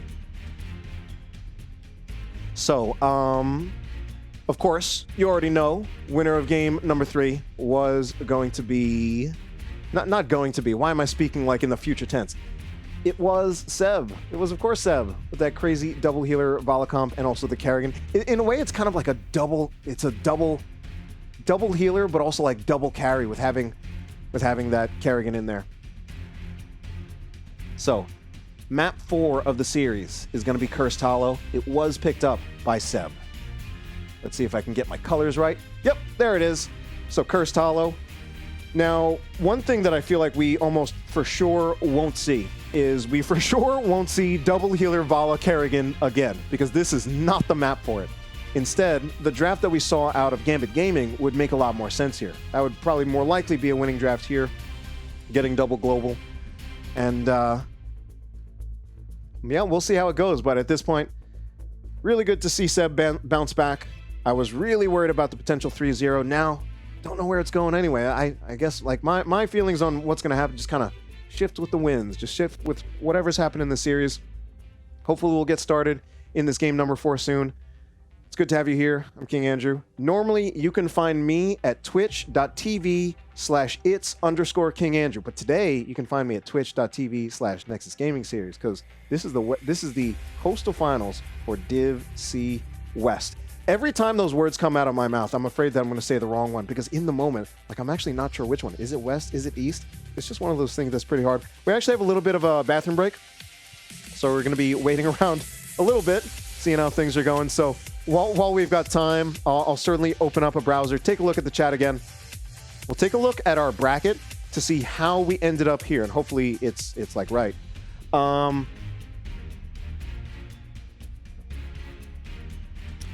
So yeah, this is our bracket right here.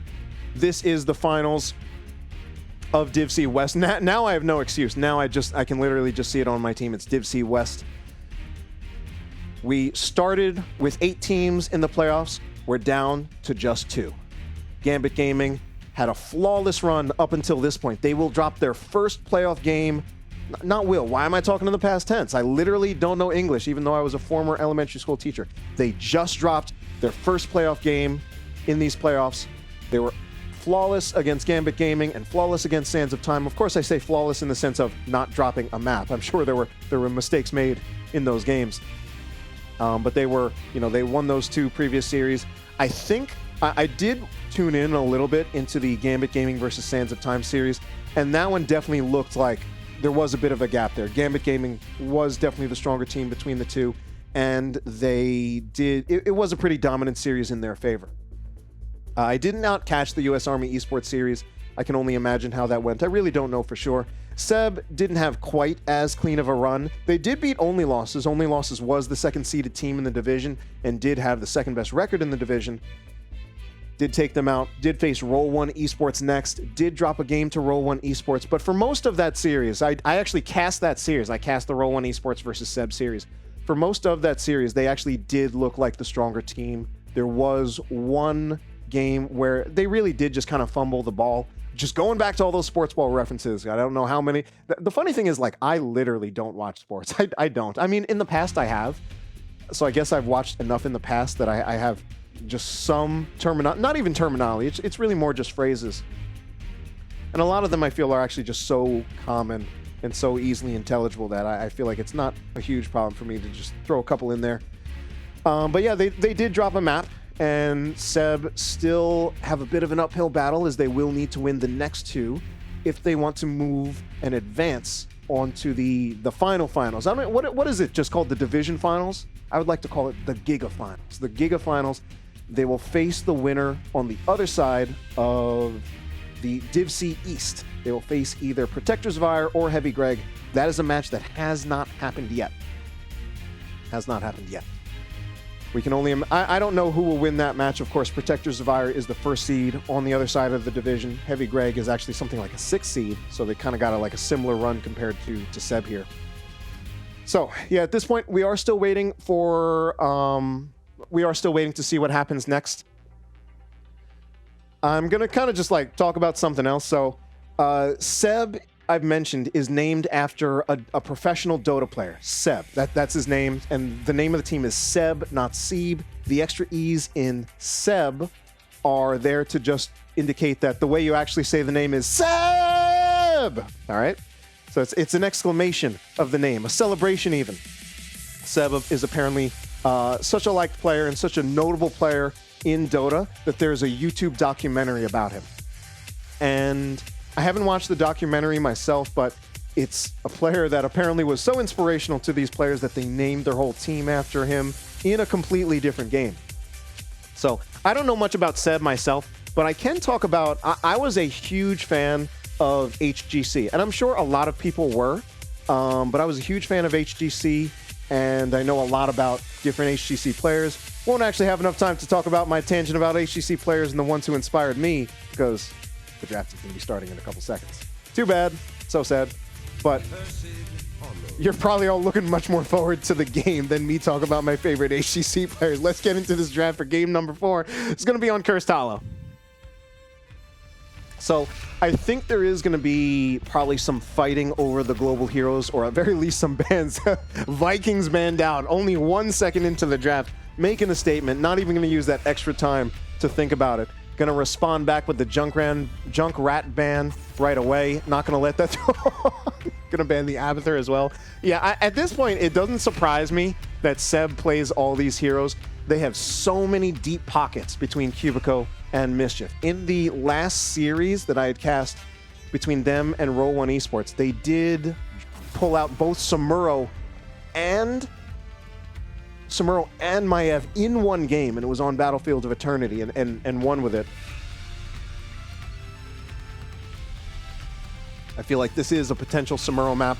Of course, Samuro nerfed in the fairly recent patch with some of the bug changes, losing the Hearth trick.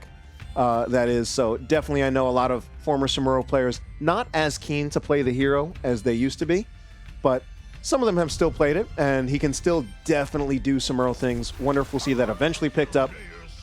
Just going to be the Hogger for Marbuckle. That was able to make it through because we saw so much focus on these bans on the Abathur and the Lost Vikings, not allowing Gambit Gaming really not trying to allow as many of the shenanigans go through from Seb as possible. But I also feel like their pockets are so deep that I feel like they've still got something coming that could be really, really frustrating and upsetting to deal with. Interesting to see, this is going to be our first game of the series where Chelsea is not going to be playing Liar.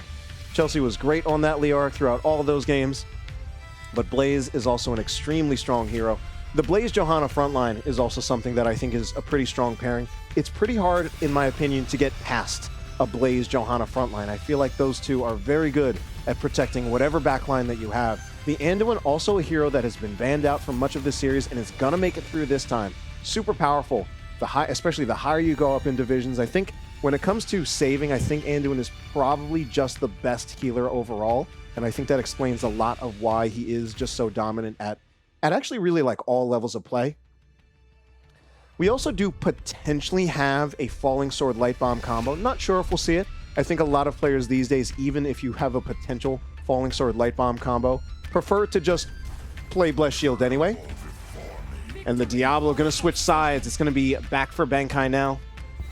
Diablo. I've talked about Diablo. My opinion on Diablo is that Diablo is a hero that shows, when you pick Diablo, Diablo is a hero that says, I want to win the division. It almost doesn't even matter what division it is. It's just a hero that says, I want to win the division. I do personally feel that Diablo is the best tank in the game. I do believe he's a better tank compared to Johanna. Johanna is definitely a more forgiving tank. There are some times when Diablo can get caught in ways that can result in him dying when a Johanna might live. But I also feel that Diablo can hard carry and that Johanna doesn't. So our final DPS combo going to be picked up. Tyke is playing a huge role in this series, but if memory serves correctly, he wasn't actually picked up in our game number 3 on Infernal Shrines, where I said he would have been a very good hero. But anyway, it is going to be the Jaina picked up by Pearl Simon. Bit of a signature hero for Pearl Simon, can do some crazy things on that hero.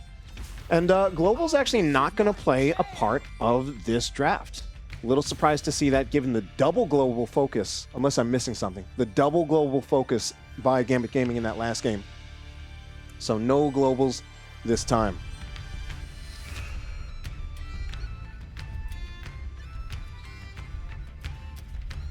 So actually going to be Cubico on the Hogger this time, because Marbuckle will be playing as Sylvanas.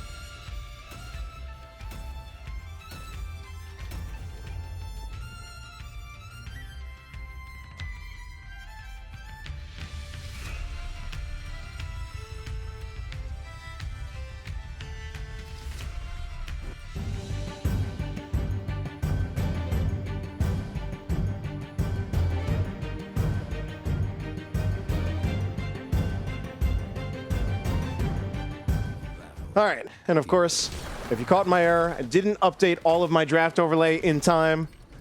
We're not gonna have Mischief on the Ana again. She's gonna be on the Lucio this time, but we're gonna go back to Gambit Gaming, leading 2-0 in this series. Just kidding, they're leading 2-1 this series. Already starting to make some mistakes. Pearl Simon's gonna be on the Jaina, Krizzo on the Anduin. Tyke is gonna be played by Solcero, Chelsea on the Blaze, and Northern Touch going to be on the Johanna. Their opponents looking pretty good now. Coming back in that game number 3, Salcero, just kidding, is on the other team. Silent Shoe on the Greymane. Mischief on the Lucio. Bankai playing as Diablo yet again. Gonna be Cubico on the Hogger this time. Previously, I believe, played by Marbuckle. And Marbuckle, talking about Marbuckle, gonna be on the... What is that? That's Sylvanas. Literally my most played hero, and I can't say her name in the moment. Marbuckle gonna trying to see if she can get a little bit of value out of the Black Arrows early on. But Northern Touch, as well as Krizzo, kind of see what they're up to and prevent that from happening. So what is super scary about the draft out of Seb is the combination of this Greymane and the Sylvanas. If at any point they are allowed to push down a lane, they will absolutely bulldoze it. The Black Arrows coming out of Marbuckle on that Sylvanas, turning off those structures, and just the raw DPS of Greymane in Worgen form. Greymane, by the way, first time I'm actually going to see it played by Seb between 2 series. The last series that I saw that I cast them, it was routinely banned out against them. It's, in my opinion, not a super ban-worthy hero. Not when we've got heroes like Hogger, and not when players like Marbuckle and Cubico have these really deep pockets in the form of heroes like Kerrigan, Maiev, Samuro. But there are, I think, a lot of good reasons to play Greymane.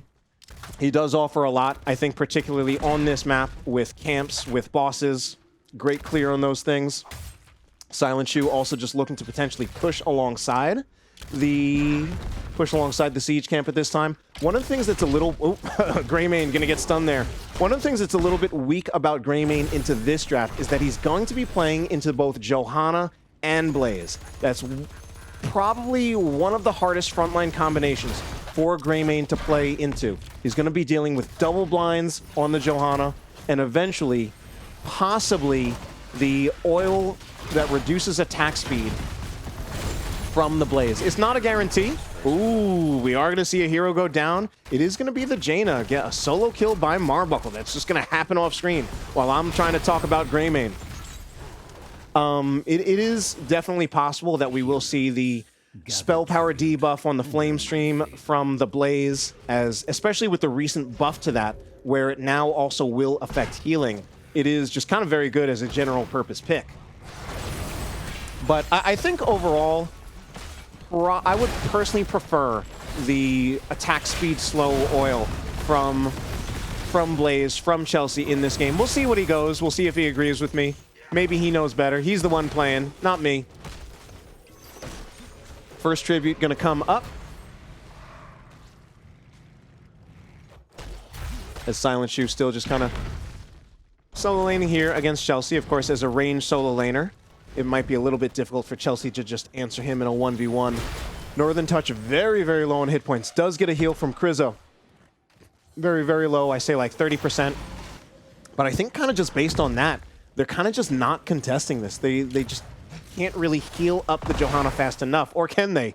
Johanna is healed up, but ultimately it is a tribute going in favor of Seb in this game number 4. Marbuckle now playing it safe. Doesn't have healing. Probably waiting for a tap. Does not want to risk getting sniped by the grenade. Can afford to get hit by 1 grenade. Probably can afford to get hit by 2, but it's still kind of a dangerous game here.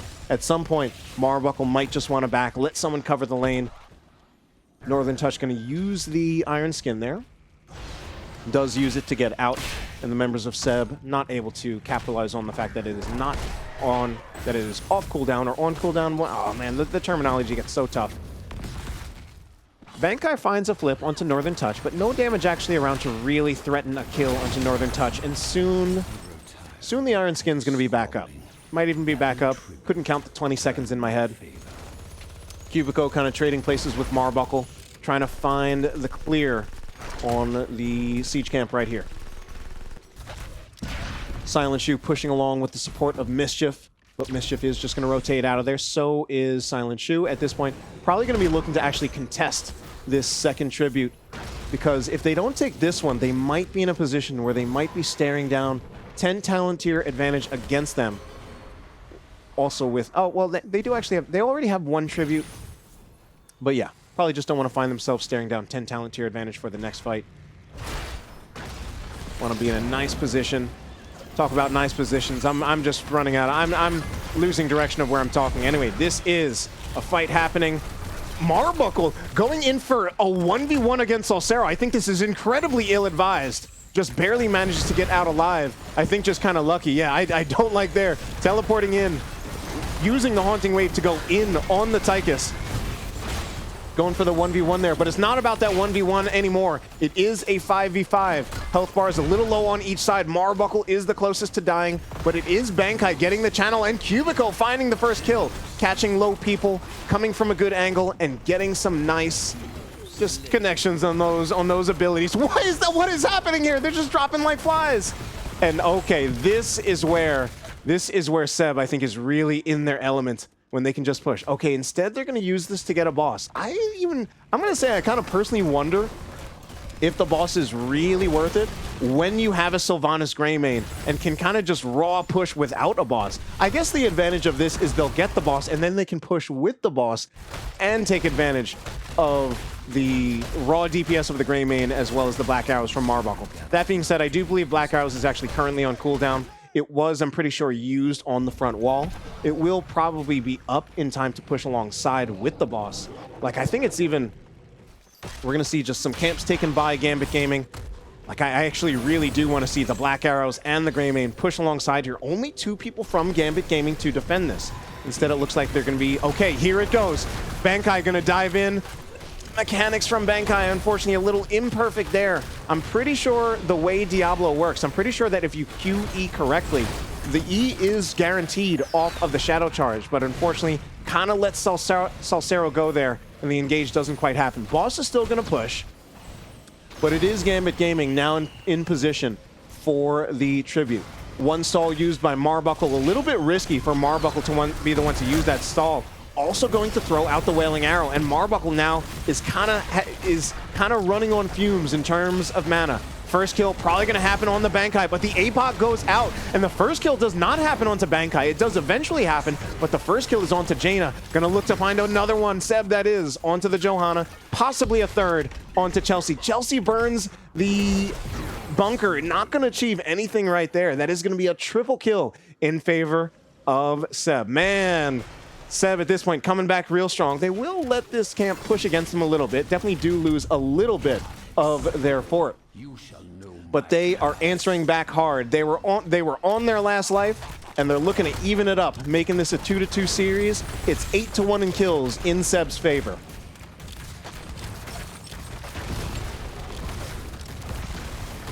Silent Shoe pushing along with that massive siege damage of the Greymane. And the Greymane here, I do think, has the potential to struggle in team fights against the Johanna and the Blaze. But you still just get the huge value out of him sieging, just with the incredibly high raw DPS that he has. Right now, mostly just sieging in range form, and that's still quite good. I think there are a lot of times when people underestimate how much damage Greymane does in range form because of the fact that he has Worgen form, but his range damage is actually quite good. It's actually better than for the auto attack DPS. His auto attack DPS is better, even in range form, than the Sylvanas. Of course, with the Sylvanas, you also have to factor in that she does have more damage coming in from spells compared to the Greymane. But yeah, I'm talking about all those things. We're going to see a tempted boss picked up by Seb. Does Gambit Gaming contest this with Salsero all the way over here? I don't think so. Because if they do, it's just going to straight up be a 5v4 in favor of Seb. Salsero trying to get here. Bankai is pretty low, but a big Wailing Arrow on the backline makes it really hard for Pearl Simon to participate, and his damage contribution is so important in these fights. Seb looking pretty low.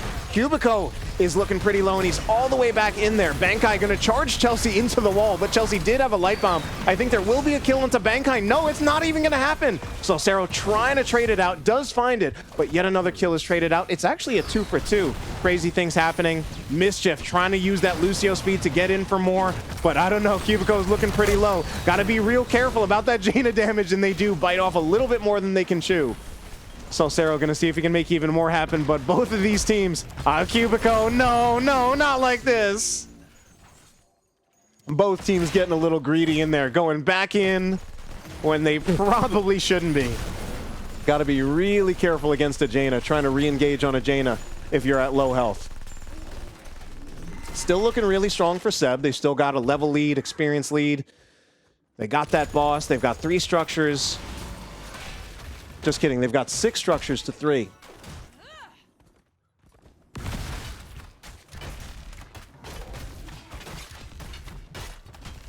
Seb just going to pick up their hard camp while Silent Shoe jumps over the wall with that Greymane to find the easy camp. Gambit Gaming just going to answer back with Salsero and Pearl Simon taking out the hard camp of their own. So there will be roughly equal pressure in that mid lane, except a little bit of an advantage in favor of Seb, given the fact that they do have both of their structures alive in that mid lane.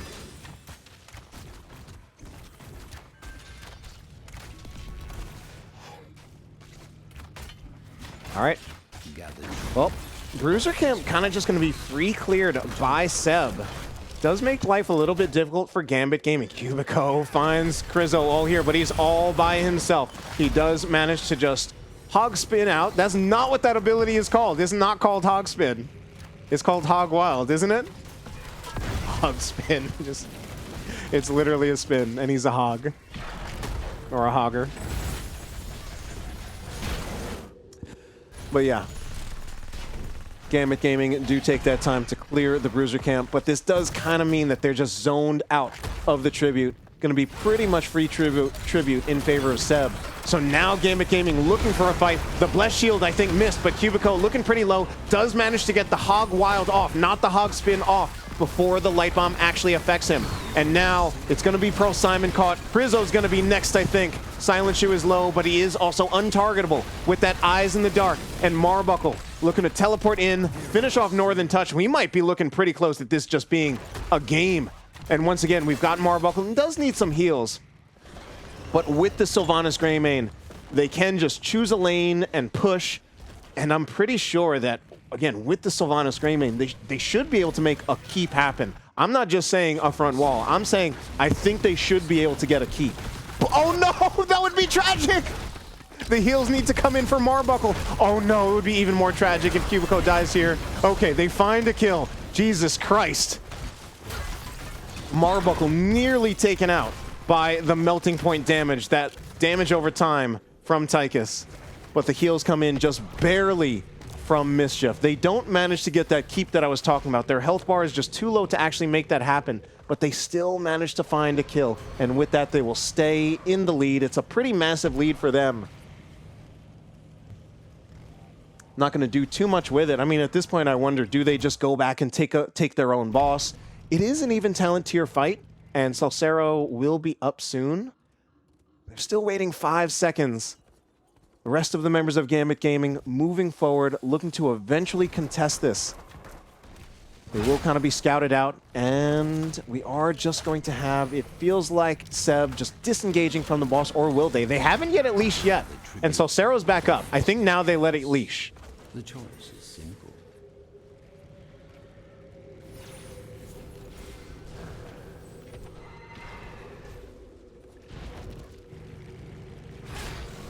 All right, we just looking at a tribute fight. Oh, we are going to look at a tribute fight. Goddamn, Pearl Simon just gets caught really early. The pull is just barely in time from Krizzo, but more things are going to happen. We are going to see the Wailing Arrow go out. Northern Touch is being chased down. It is Chelsea all the way in the back by himself, getting attacked by Marbuckle and Bankai. Silent Shoe goes in. What's going to be the first kill? It's actually going to be the Hogger going down, and I think Silent Shoe is going to be next. Bankai even goes in. Bankai is going to go down next. My God. Okay, signs of life from Gambit Gaming, managing to win that fight. The fight just kind of going in all directions. Blaze isolated, but ultimately wasn't killed. I think Silent Shoe probably needs to cool it a little bit. He was trying to go in deep, look for a kill, but he's a Curse Bullet Greymane, not a go for the throat Greymane. And moreover, it's a Curse Bullet Greymane into Blaze, Johanna, and perhaps most importantly, the Jaina. Trying to go in, dive in deep into a Jaina. Pausing for a second. I feel like that's the name of an inappropriate video. But anyway, let's get back to the game. Trying to dive in deep against a Jaina as Greymane. I feel like you're kind of asking to get rooted and ultimately asking to get killed there. But anyway, free boss going to be taken by Seb, while we also see a free fort taken by Gambit Gaming. Gambit Gaming looking at their own boss, but they know that it's possible that Seb could be coming to them. I feel like Seb taking a little bit of a slow rotation there, kind of going with a safe rotation that I'm not sure was entirely necessary. I think if they had moved through here, it would have been faster. And, oh, Gambit Gaming actually are starting the boss. Potentially a level 20 talent tier advantage for Seb really, really soon.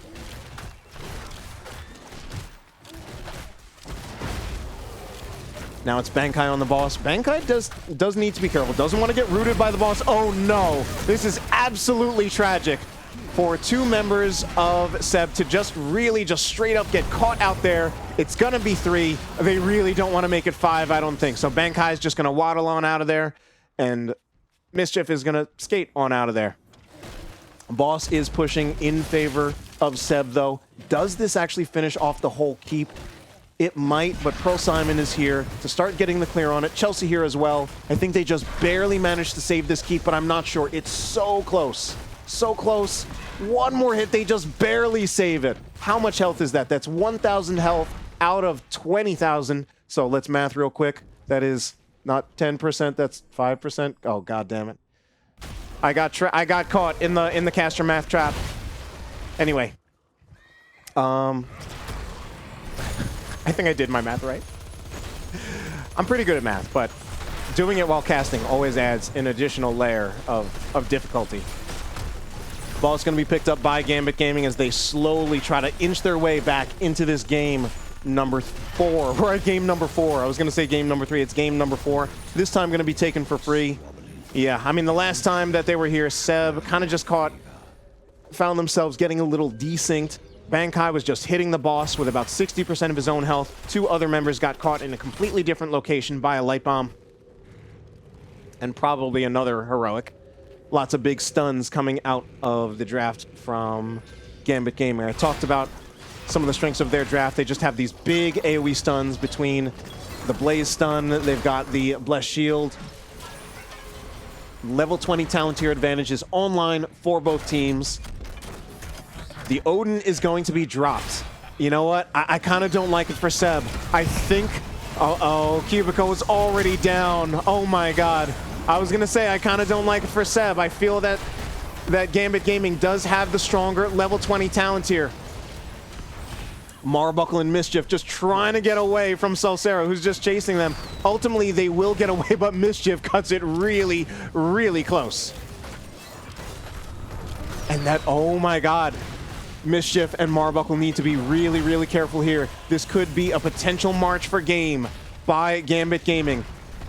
Seb looks so much better for most of this game, but they've got so much time here where they need to stave off this advance by Gambit Gaming. Now, Gambit Gaming doesn't have Heroics online, so I think this is defendable. It's defendable, but it's also clownable. Silent Shoe, I think, goes down here. That is a kill. It's only Marbuckle, and it's only Mischief. And I think with this, Gambit Gaming are going to look to close out this series in a 3-1 fashion. Core already taking damage. Sound barrier used, by the way. And yeah, that's going to be it. That was tragic. It was looking so good for the members of Seb. But it is going to be Gambit Gaming closing out the series. They will move on to the Giga Finals of Div C. Congratulations to them. We'll take a look just at the stats and the builds for our final game there. I really wanted to see it go to a Game 5, and it really looked for a second like it was going to go to Game 5.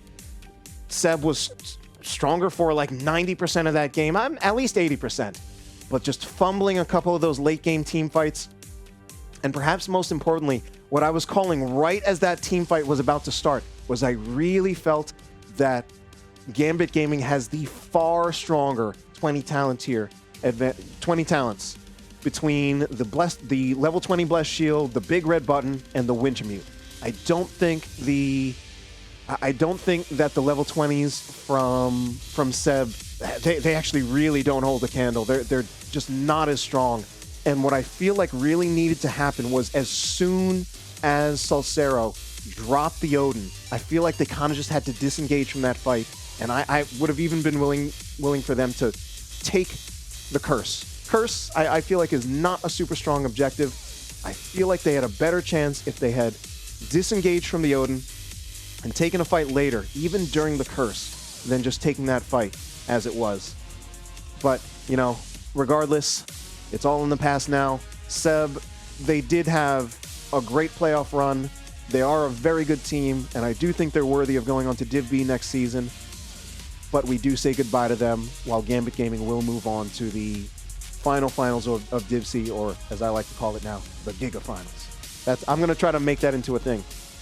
So that's the end of our series. Bit of a shame in the end, just because I really wanted to see that game number 4. Just kidding. We saw the game number 4. I wanted to see the game number 5, but it didn't happen because Gambit Gaming didn't let them. So we'll try to see if we can get an interview going. Where is who do I I'll contact Crizzo. He's not Crizzo. He's like GG Crizzo or something. Interview ? And we'll get ourselves into a lobby. Wonder if we'll have like the super raid. Get like a bunch of people in it. I'm gonna go into a lobby myself. And I'm ready for an interview whenever these teams come by. While we're waiting for them, just going to reintroduce myself just in case you're coming in here late. You still don't know who I am. I'm King Andrew. I am an NGS caster. I'm an NGS player. I'm an ARAM enthusiast. I'm a former school teacher, and I'm also a voice actor. And now we've got someone coming in. We've got 2 summons coming in. We've got 3 summons coming in. Can we make it 4? I'm still casting. I'm literally casting people coming into the Discord lobby. Congratulations. You guys are the winners of the Div C West. I was going to mix it up. The Div C West Coastal Finals. You move on to what I like to call the Giga Finals. How are you guys doing? Anyone can talk. It's a free-for-all.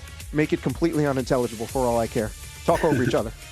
I mean, this was the game, I think. Like, this was the series that we thought we were going to get in the finals during the playoffs, and we got it. And very proud of our team for holding it together, even though all those games pretty much were pretty tight. So very proud. Oh yeah.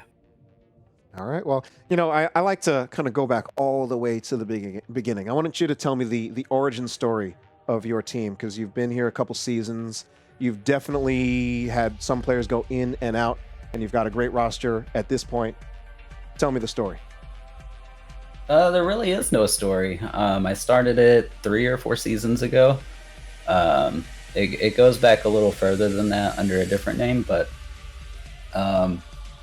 we had a great group our first season together, but life got in the way, so I had to build another team.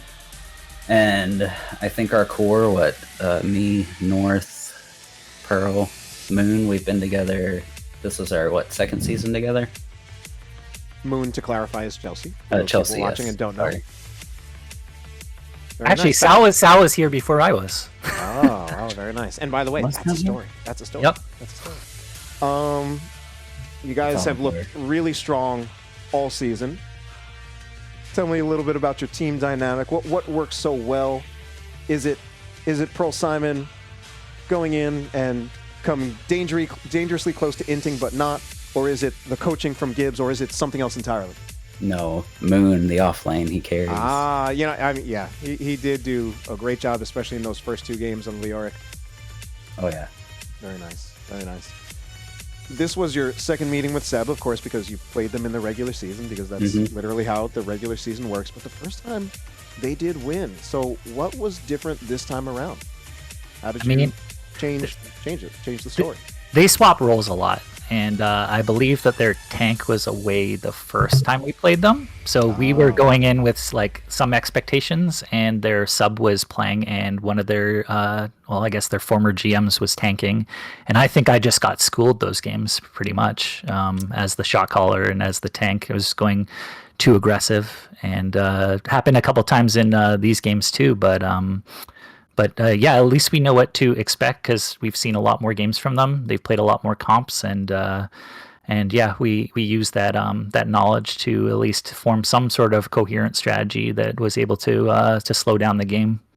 Very, very nice. Getting schooled, always a common issue, but of course, as you said, it gave you knowledge for the future, which is why it's called getting schooled. I just made that up right now. But moving on, you will be facing the winner of either Heavy Greg or Protectors of Ire. That hasn't happened yet because this was the very first Coastal Finals. Who do you expect to ultimately face, and how are you feeling about that potential matchup? Personally, I think I expect to face Protectors. That they're a really solid group of guys. We scrim against them quite a bit, and they're really solid. All right. Very, very good. Well, I'm starting to run out of things to say, so I think we're just at the point where we are going to just ask, do you have any shout outs? And we got 4 people, although I think one of them's muted. Can have like people take turns, talk over each other again, whatever. Shout out whoever you can. We'll let North handle the shout outs. Nice. So big shout out to the team. I mean, I think that like our hallmark, I think the first question you asked, like what our team does well, is we were very calm. I think we had like a little bit of a blow up the first game, just talking over each other and that sort of thing. But we settled it down, and we only really got excited near the end of those games when we were pushing core. And I'm just really proud of the guys for learning new strategies, for playing different characters and comps this season. And it's been amazing to work with these guys. And I know personally, I kind of came in last, and as a new tank and as a former shot caller, and come into a brand new team. And these guys have been awesome, and I can't wait to go through another round with them. Wonderful. Beautifully put.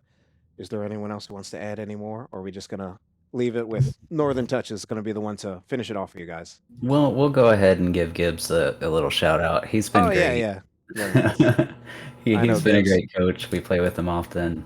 Great guy. Yeah, I mean, playing on a team with him, I knew Gibbs is great vibes. Great vibes. Oh yeah.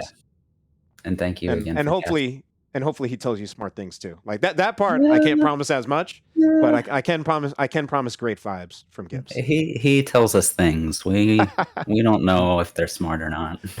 Yeah, we want him to be meaner, quite frankly, because we need it sometimes. Yeah, he needs some tough love along with like the actual like hugs and see, I kisses. see. So I yeah, see. and he's a huggy kissy guy. So Yeah, as I said, great vibes. The best hugs and kisses, though. Well, in that case, I am going to kind of send you guys off with just a big congratulations for winning the Div C. Is it West or East? It's West. It's the Div C West Coastal Finals. Good luck to you. You've got one more match to close out your season. Best of luck to you. And you guys have a good night. You too. Thank you. thanks for casting. Appreciate it, man. Of course. It was my pleasure. All right, boys and girls. So that's going to be it for tonight, at least for my match. That was the finals of Div C West. There will be one more. Actually, there will be two more matches for Div C. There will be the Div C East Coastal Finals and then the Giga Finals between the victor of Div C East and Div C West. Before we go, we are going to take a quick look at how our bracket played out. I thought I knew how to work this, but apparently I don't. Let's see if I can do it manually. Just do it manually. I think I can. I think there is a way to do it. We'll just do it manually.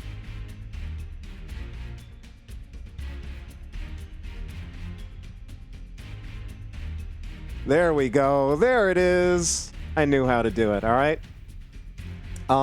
So yeah, Gambit Gaming ultimately making that run, dropping that game to Seb, ultimately the strongest challenger that they had, but it will be them as the victors of Div C West, but they've still got one more challenge ahead of them. Yeah, looking forward to that myself. And, well, that's about it for me tonight. But before I go, I'm going to say it's me, it's King Andrew. I'm an NGS player. I'm an NGS caster. I am an ARAM enthusiast. You should play some ARAM, guys. It's good for the soul, I swear. You won't get any no-healer games or games where you play one hero, where 10 people play one hero. Those don't happen. It's just good for the soul. Anyway, I'm also a former school teacher and a voice actor, and I've been your NGS caster for tonight. Not your only one. There are a couple others. I'm pretty sure some series still going. I'm gonna tune into those myself. But I am done for tonight. So you guys have a good night. Play some ARAM. As I said, it's good for the soul. Bye.